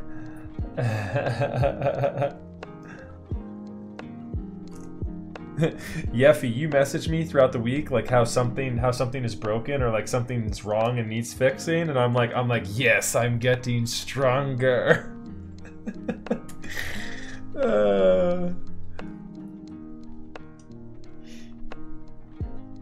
I watched the movie and I'm watching the TV. You know what? I might watch an episode or two of the TV show later on tonight. It's so stupid. I love it. So I've watched the movie. I don't know if I'll get the reference quite yet. I'm only on episode like 2 or 3, I think. Oh, yeah. That one is so... The episode where he gets the girlfriend who's also the emotional vampire. Oh my god. So good. So good. If you guys haven't, if you guys and gals haven't seen this show before, What We Do in the Shadows, it's absolutely brilliant. It's from the same New Zealand director who did Thor Ragnarok, which was absolutely hysterical. All right. It just like warps the entire case. The entire case just starts curling up. Please no.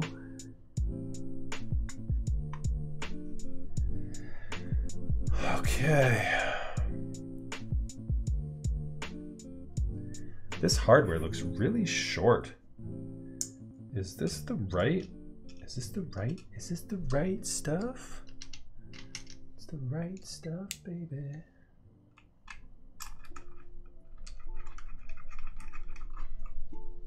Did I grab it? It does. Okay, nice. It is the right hardware. It's gonna put my hex screw extension to the test with this guy.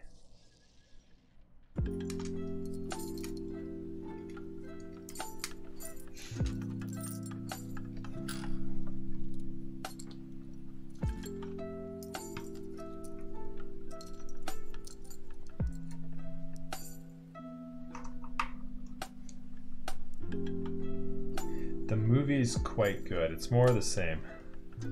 It was a movie first, and then the show came after. I think FX reached out to him after the movie, and was like, "You guys got any more?" And the guy was like, "Sure, mate, I got more." In his New Zealand Kiwi accent, however the hell those guys talk.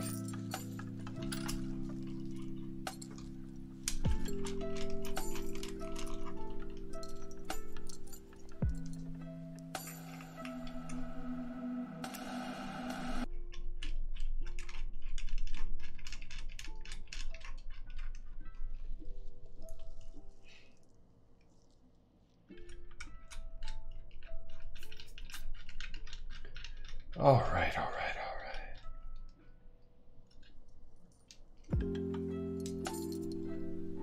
Yeah. I am Yeffy. This case does not align automatically. This predates that though. No one was really making cases that had the notches in them. Well, actually, I take that back. I think OTD might have done that in a couple pretty early on.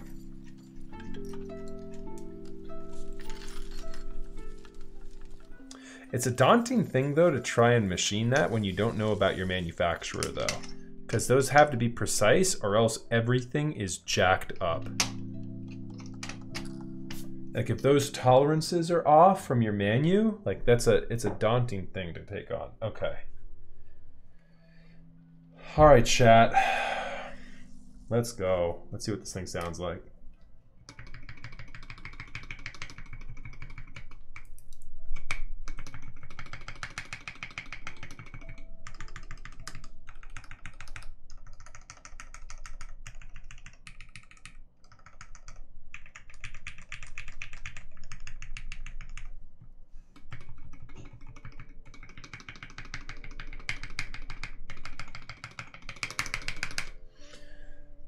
The spacebar is still not perfect.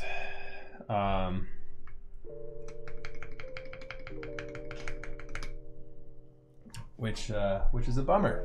Let's see though if it sounds any better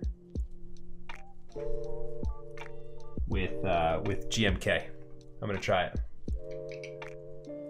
Let's see. Yep, exactly. What am I gonna do for a set tonight?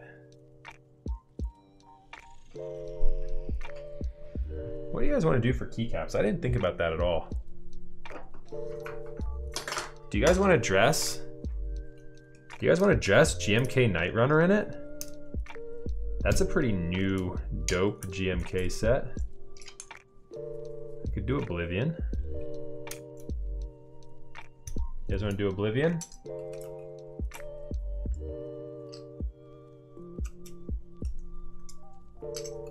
Okay. Okay, let's do Night Runner.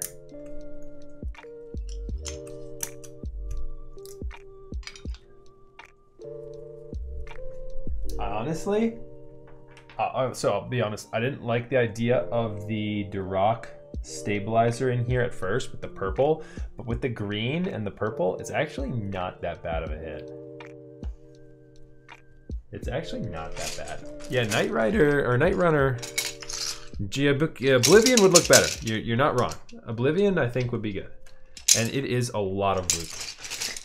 These stabilizers are creamy.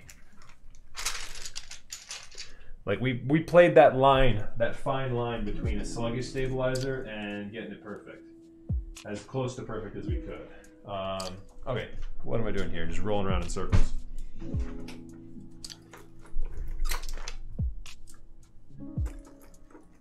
Might need to do more tuning on the stabilizer later here.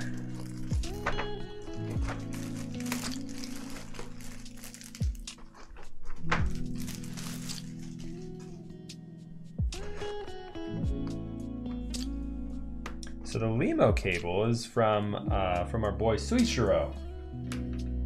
Spell that out for me, Yeffy. It's SUICHIRO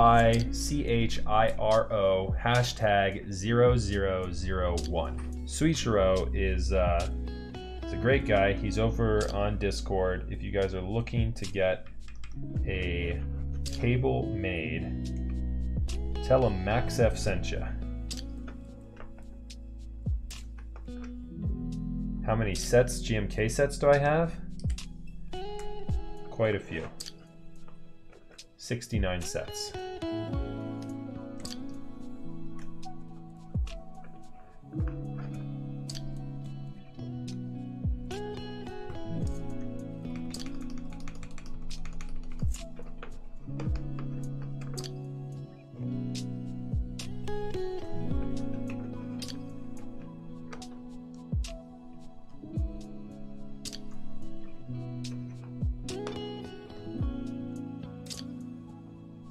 Oh yeah, let's try the spacebar.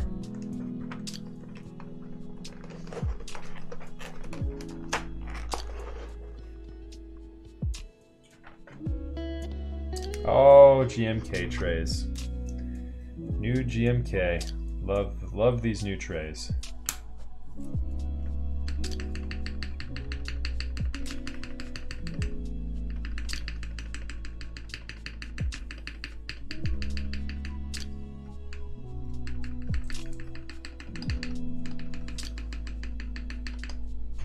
It is much better.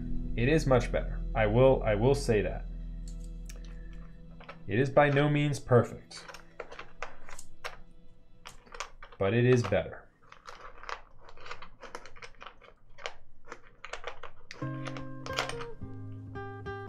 Gotta be honest, I've never built a 910 that didn't give me some level of difficulty with that damn stabilizer. The space bar is always the one that's the most difficult. The function here. There's a page down. Wait, that's not in the right spot. That's not the right one. It's this guy that we need. I've built every type of 910 there is. And they all suck. It's my favorite keyboard. And they all suck. I don't like page up, page down there. But that's the other page up is definitely not right. I need the same one. I need the same row as the pipe. need this pipe key here. That's not the same profile. I can do delete there. I think I have a delete there for that one. Do I have a page? I'm looking. I have a page up that fits that guy. A 65% page up. It's not bad. You guys can't really tell. The audience at home can't tell. All right, definitely better though. The 910RE, the polycarbonate version, I have had a better result out of that personally, but the spacebar has been problematic on them all, I think. There it is. Looking for the stepped. These mods turned out so cool. This set pops. So if you guys didn't catch it, we are giving away one of these keycap sets. And so tune in next Saturday, August 8th, for a chance to win a brand new sealed GMK Night Runner. Not this set, but exactly like this set. Brand new. Brand new, never been mounted. Freshly sealed in box. Those stabilizers sound good. Night Runner would look good on black. Yes. It's a black primary color on these alphas. So yeah, it would look very good. The only thing though that might be a little bit off about it though is the blue. Black and blue I generally don't like. And so it's the only thing that might be an issue. Do you clean blah, blah, blah, blah. How do you clean your paintbrush after you use it for lubing with Krypton? Just with whatever. My t-shirt, the back of my hand. It's a great moisturizer for your hand. And that's true, you don't really need to clean the lube off. I do clean it off, but yeah, you don't really technically need to. But I do just because it's easier for putting it away.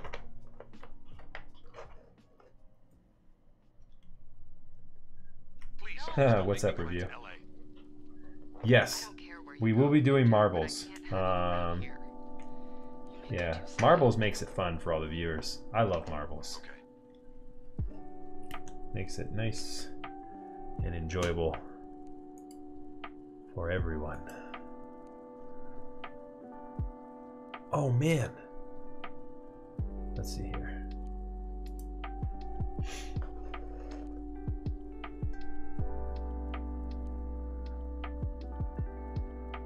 Oh god. Nice, Yeffy. You keep thinking about how I clean it off. Let your imagination just run wild. I've got so many ways of cleaning it off, it would blow your mind.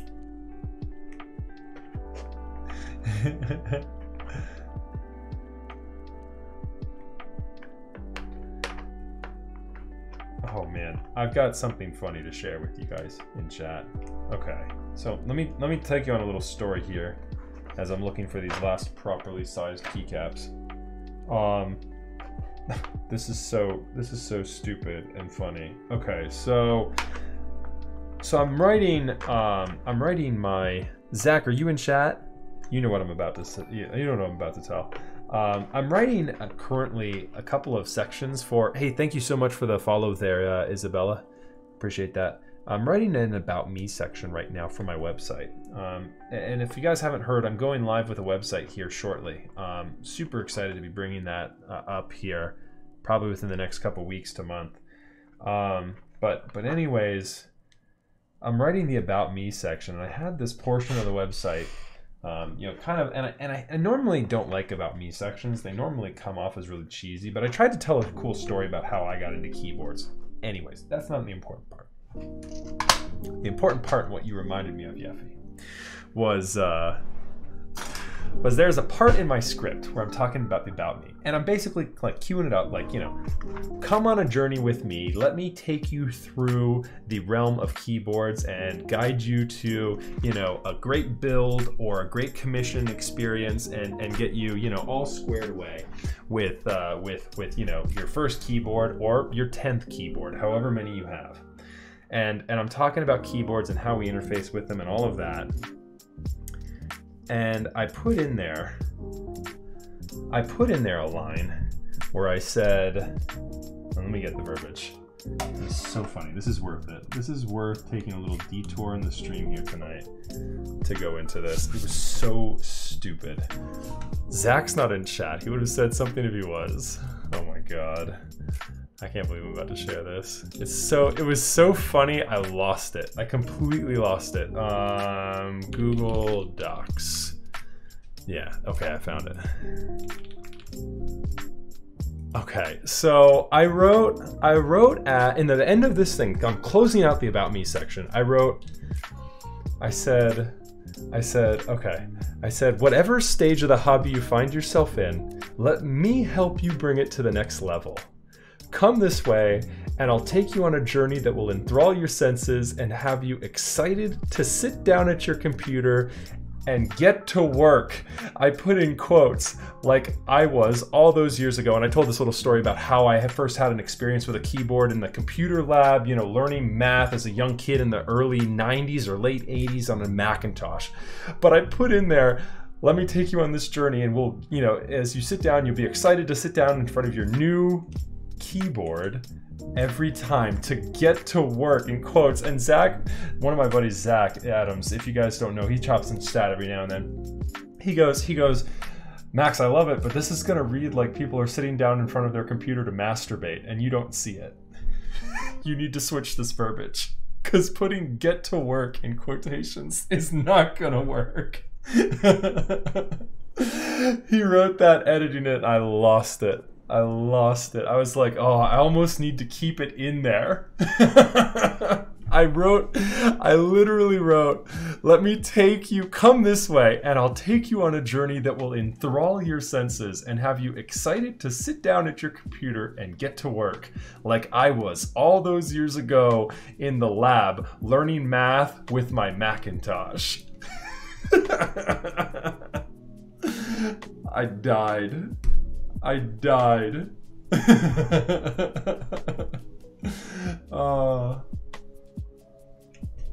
Zach, let me see if I can find Zach's comment, because we weren't even chatting. We were just going back and forth with comments.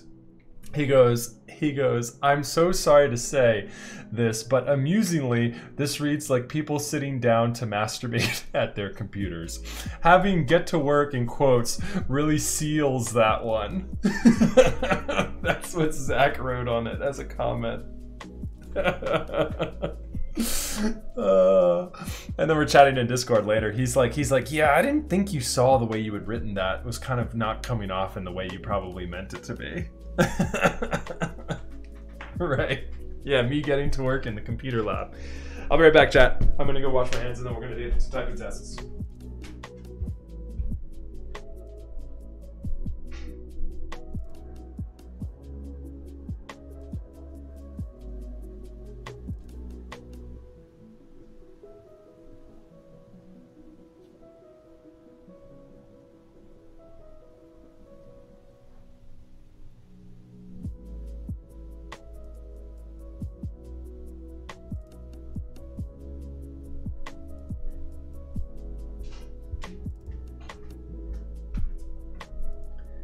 All right, let's get to work.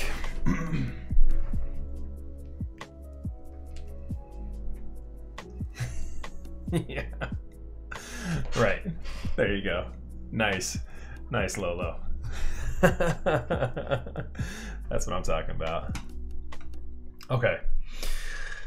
All right, chat. Let's see what we got here. Yeah. Nice. I mean, look-wise, ooh, clean. Here we go. Let's come on over here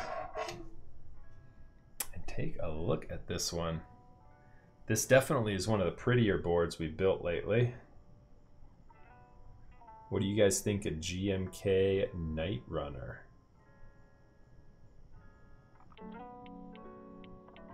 The highlights are blasted off in that thing.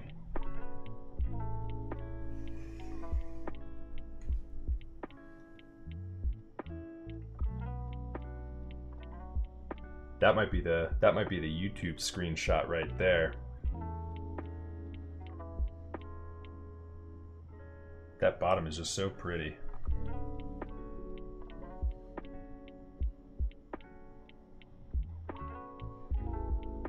Give me the TLDR on the stabs. I had to step away for a bit. Hey Raz, yeah, so the stabilizers for delete, enter, and left shift all now kind of, I don't know, you guys be the judge. They more or less meet my seal of approval at this point for those keys. Let's see what y'all think. You can be the judge with me. My judge, jury, and executioner here. Let's see what we got. I'm gonna go ahead and mute the music. And we will try out the modifiers first.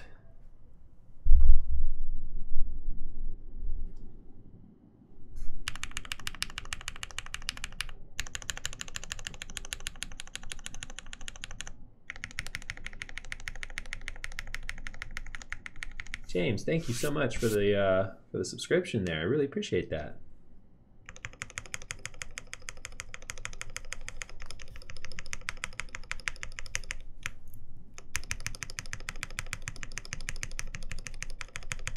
On that far left side, yeah, we just basically added extra lube.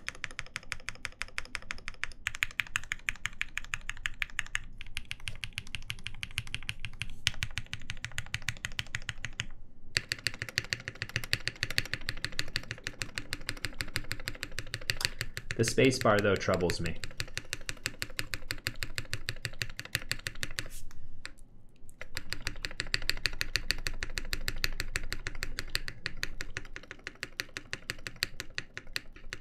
Nixie's lubed with 205 G0, swap springs, but unlubed, right?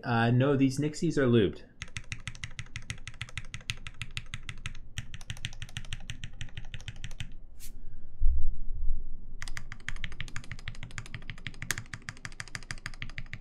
The springs are lubed. Yeah, the springs are lubed.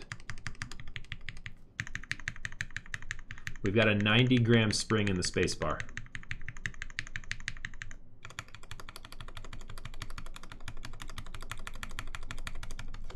Yeah, I hear a little bit of extra noise in the spacebar.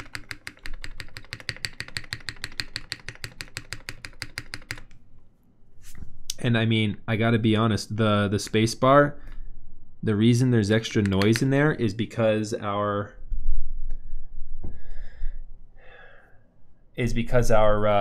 plate, our PCB and plate, is probably a little bit warped, and so I need to probably take it back out later and see if I can figure out. We might be able to get it working with a little bit of foam. I might also be able to inject a little bit more lube in there with a syringe. There's some spot treatments that we can do to potentially fix this, but yeah, it's unfortunate. You know, we were hoping that it would flatten out with the liner and everything in there.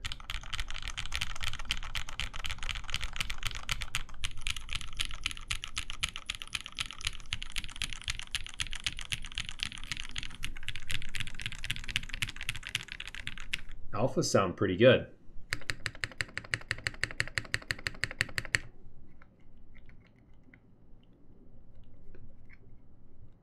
Yeah, I mean, it does seem a little bit wobbly here on the sides. It is, yeah. I mean, the 910 spacebar especially is very tough to modify. Like, my spacebar doesn't sound great either on my 910, my personal 910. Like, let me just test it real quick. Like, here's my, I normally don't do this. I normally don't do like side by sides with a client build, but Tom's cool. He won't give a shit.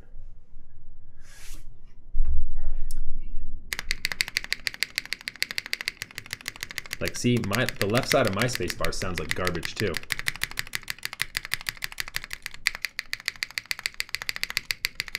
But I strike mine with the right. I probably need to rebuild mine.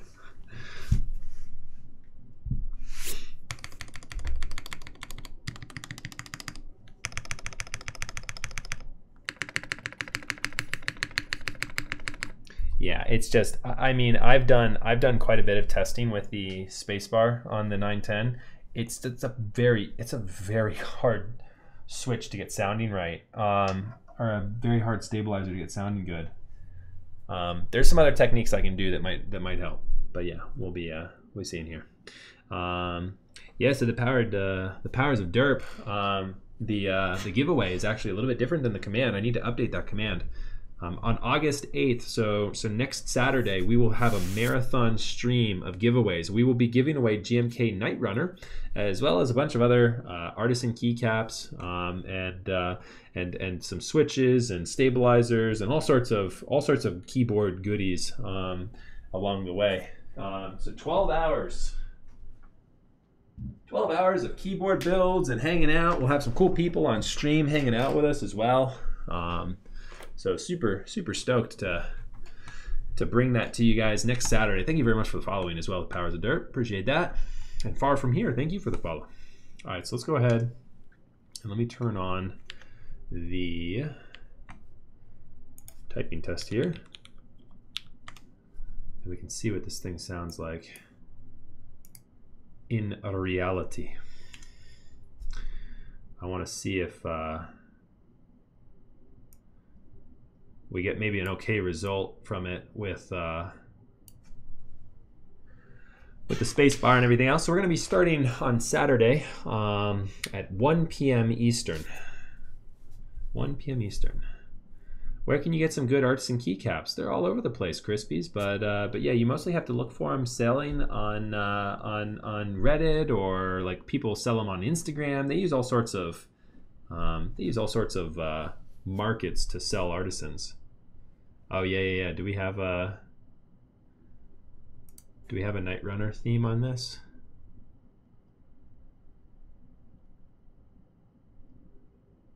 Night Runner. If you guys find it, let me know. Night Runner, there it is.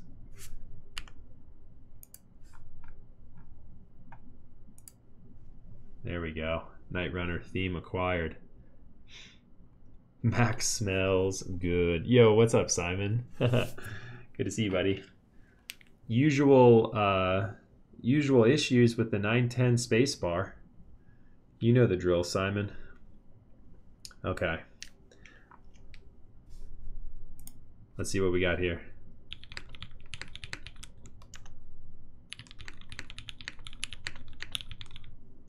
Oh, you know what? I need to switch the backspace over.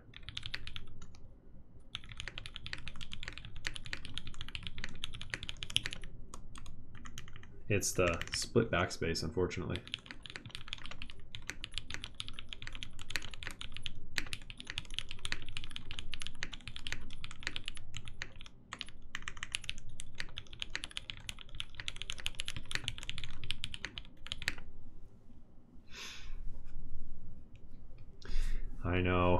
I know, Simon. I know. You're so right. I've been talking about it. It's been my excuse all stream at why all my keyboards sound like garbage.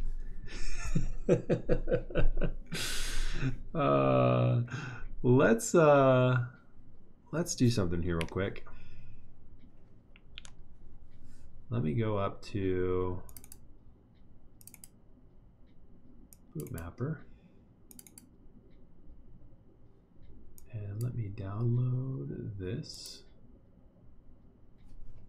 And then I want to toggle Boot Mapper.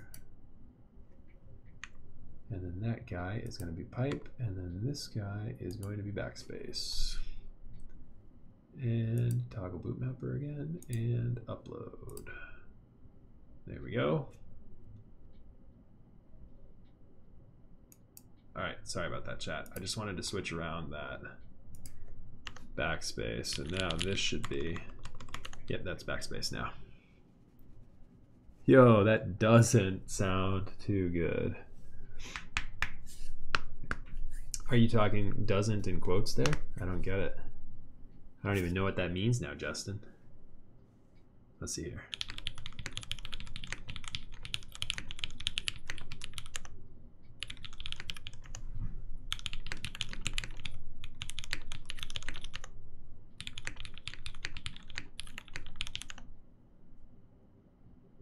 No, yeah, I know.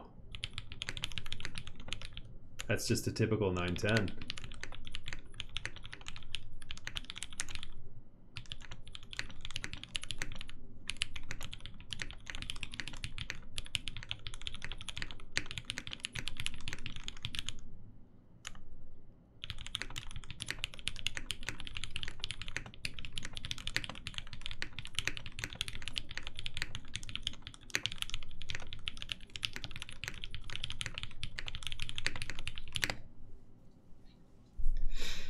How much is a 910? Oh, yikes, Perry. It's a ton. It's a ton to get one of these.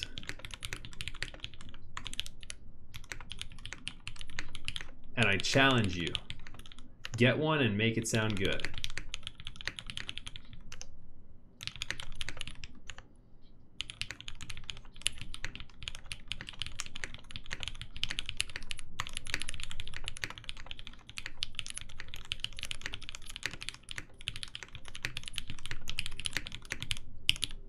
Like if this was my personal build, I would actually be pretty happy with this result. Like this does not, like, the space bar does not, the alphas sound good too. As far as a 910 goes. Jane V2 pricing is crazy.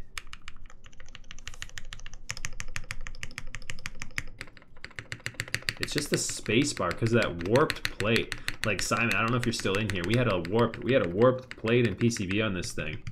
And I was hoping that by putting the liner and the top mount screws in it that we would flatten everything out enough to where it would be okay. I still think there's probably a little bit of warping on this plate.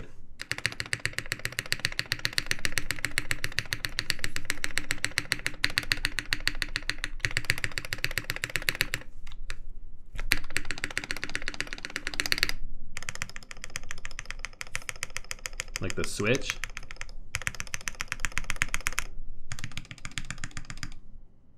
Oops.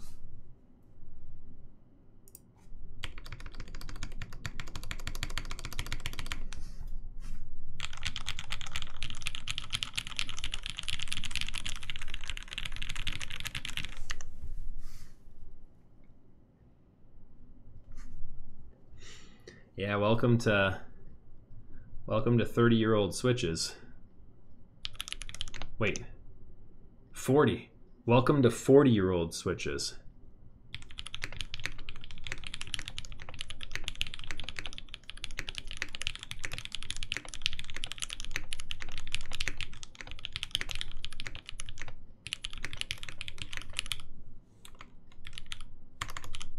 Oh, it doesn't finish.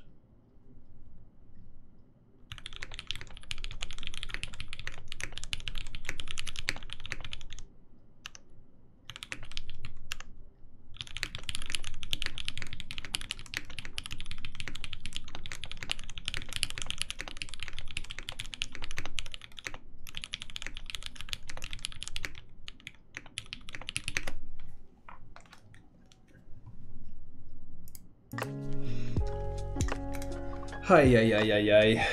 Chad, it's bittersweet. It's bittersweet. There's parts of this that aren't bad. I mean, this is just is what it is with this board, unfortunately. I think you know, we might have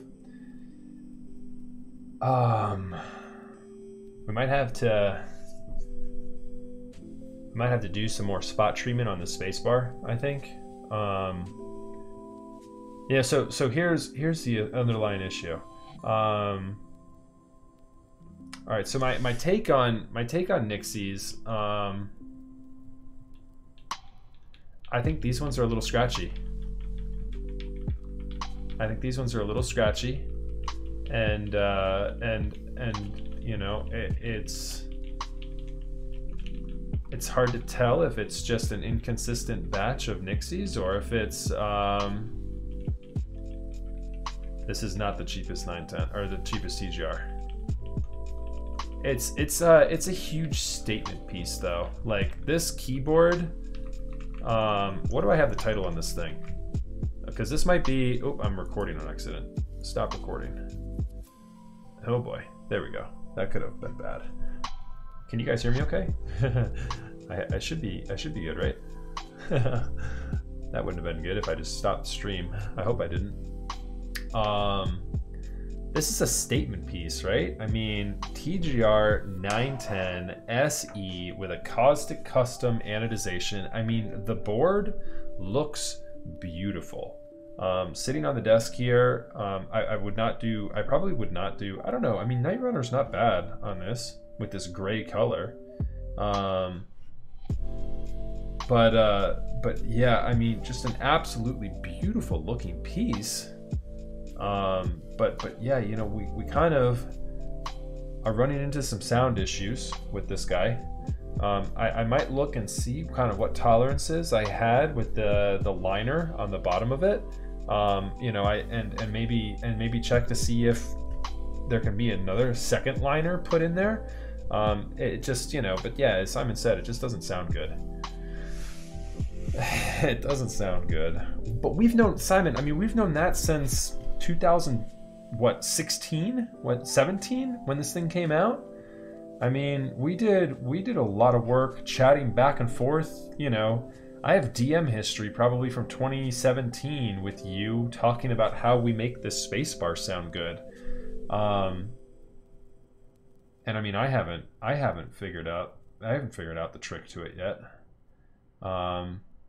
Yeah, so it's unfortunate. I mean, my overall takes on this thing is this is a super good looking board from like, and I don't, honestly, I would use this. I would use this keyboard as is. It wouldn't really bother me that much. I mean, that's such a statement piece.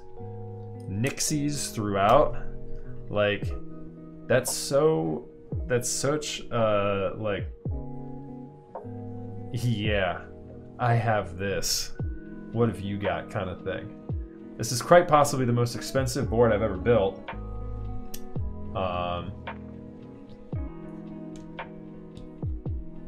Oh, but that's just it, Justin.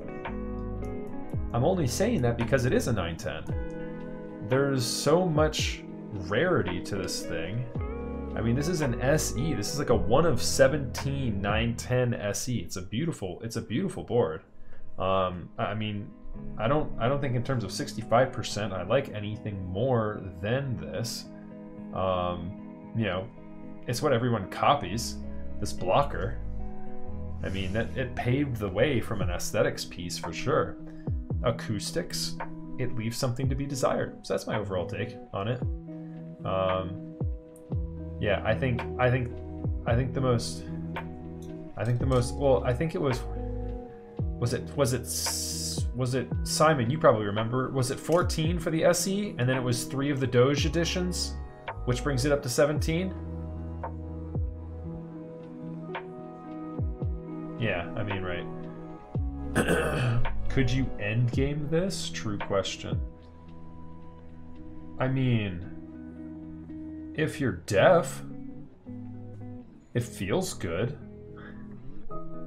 If you're deaf, you could endgame this thing.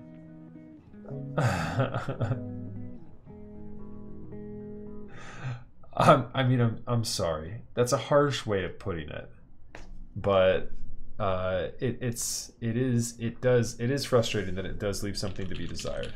I mean, I'm keeping it real with you guys. The alphas sound dope. I like that flat muted sound of the alphas. So the alpha sounds so good. I had my 910 CE sounding pretty good, Simon, and you were like, I don't believe you.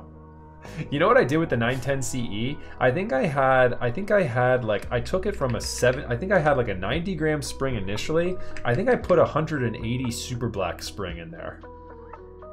I think I put 180 gram super black spring with like, I think I put a silent stem in there. I think I made an MX silent. And that sounded okay.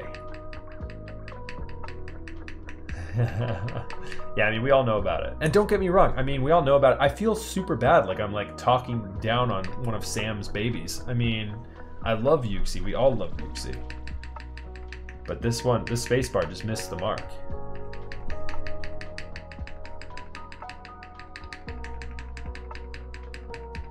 Yeah. Incoming, but it doesn't help this keep.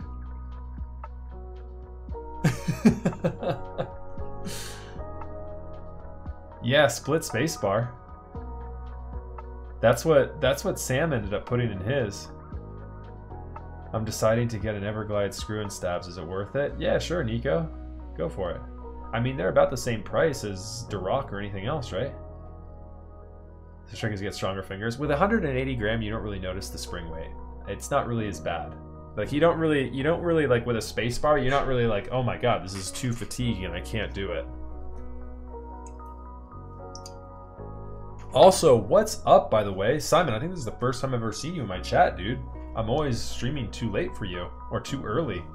What time is it there? Is it like 6 a.m.?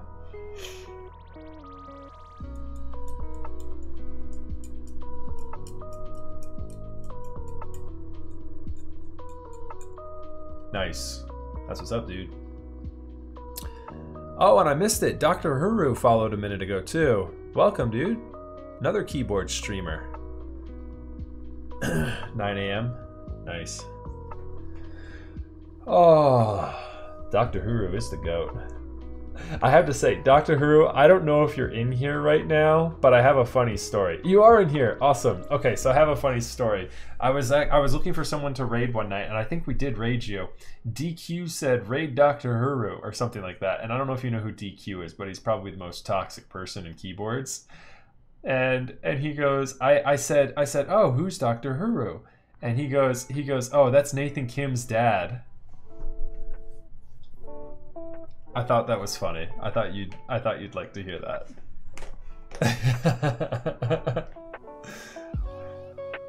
DQ every now and then comes up with a funny one.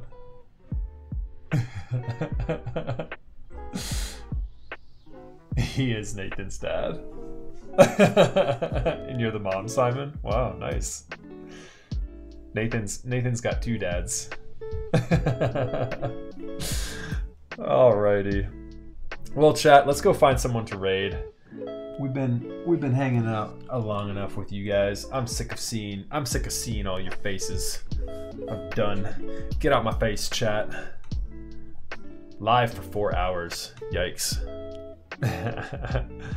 No Keep streamers on right now? Oh man, what did we outlast everybody tonight? They're too weak. We've got Quantric. We can just raid Quantric. I don't see anybody on either. Let's go to Makers and Craft and see if anyone's on. Let's see. I think we're it. Dr. Uru, go live. Go build something so I can raid you. There's a guy I've never seen before. Mayberry Mech has got 8 viewers. And then also Makalo with 8 viewers. There's a couple people doing streams I've never seen before. We've got Space Case, we've got Makayo, and Mayberry. And then Quantric is also streaming Path of Exile. We could raid Quantric. And we could tell Quantric to give us all keyboards.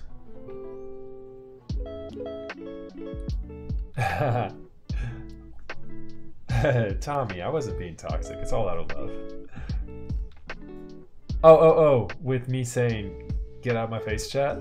I love you guys. You know I love y'all. You know I love you guys.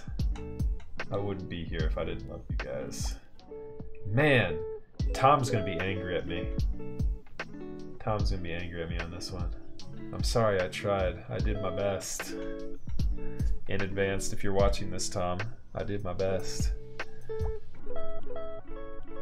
I'm not tired. I still like it. I have one. It's my favorite board I have in my own personal arsenal. But I do understand and accept that it just doesn't have the greatest sounding spacebar. Like it's just I've tried a lot to make even mine sound good, and I just gave up after a certain point with mine. Okay, let's see here. I'm rolling the dice here on somebody. Let's go with I'm looking here. Oh, Mayberry ended his build. Mayberry's no longer streaming. I might have had an outdated. Makayo is streaming in Space Case. Let's see here. Let's see who I like the looks of more.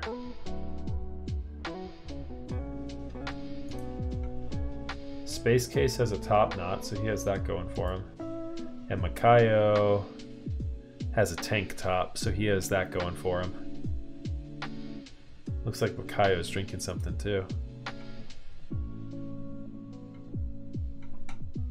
Okay, let's go, let's see here. Oh, thanks, Dr. Huru. Appreciate that. Thank you, I do appreciate that. All right, let's go here. Let's go onto that view. Thank you guys so much again for tuning in tonight. I appreciate it. Had fun with you guys. Going through lube and stabilizers for 2 hours. Oh yeah, you know, sometimes you just gotta do that kind of thing. It's all good. It's all good, my babies. We make it through. All right, let's go over here to creator dashboard and figure out who we're rating.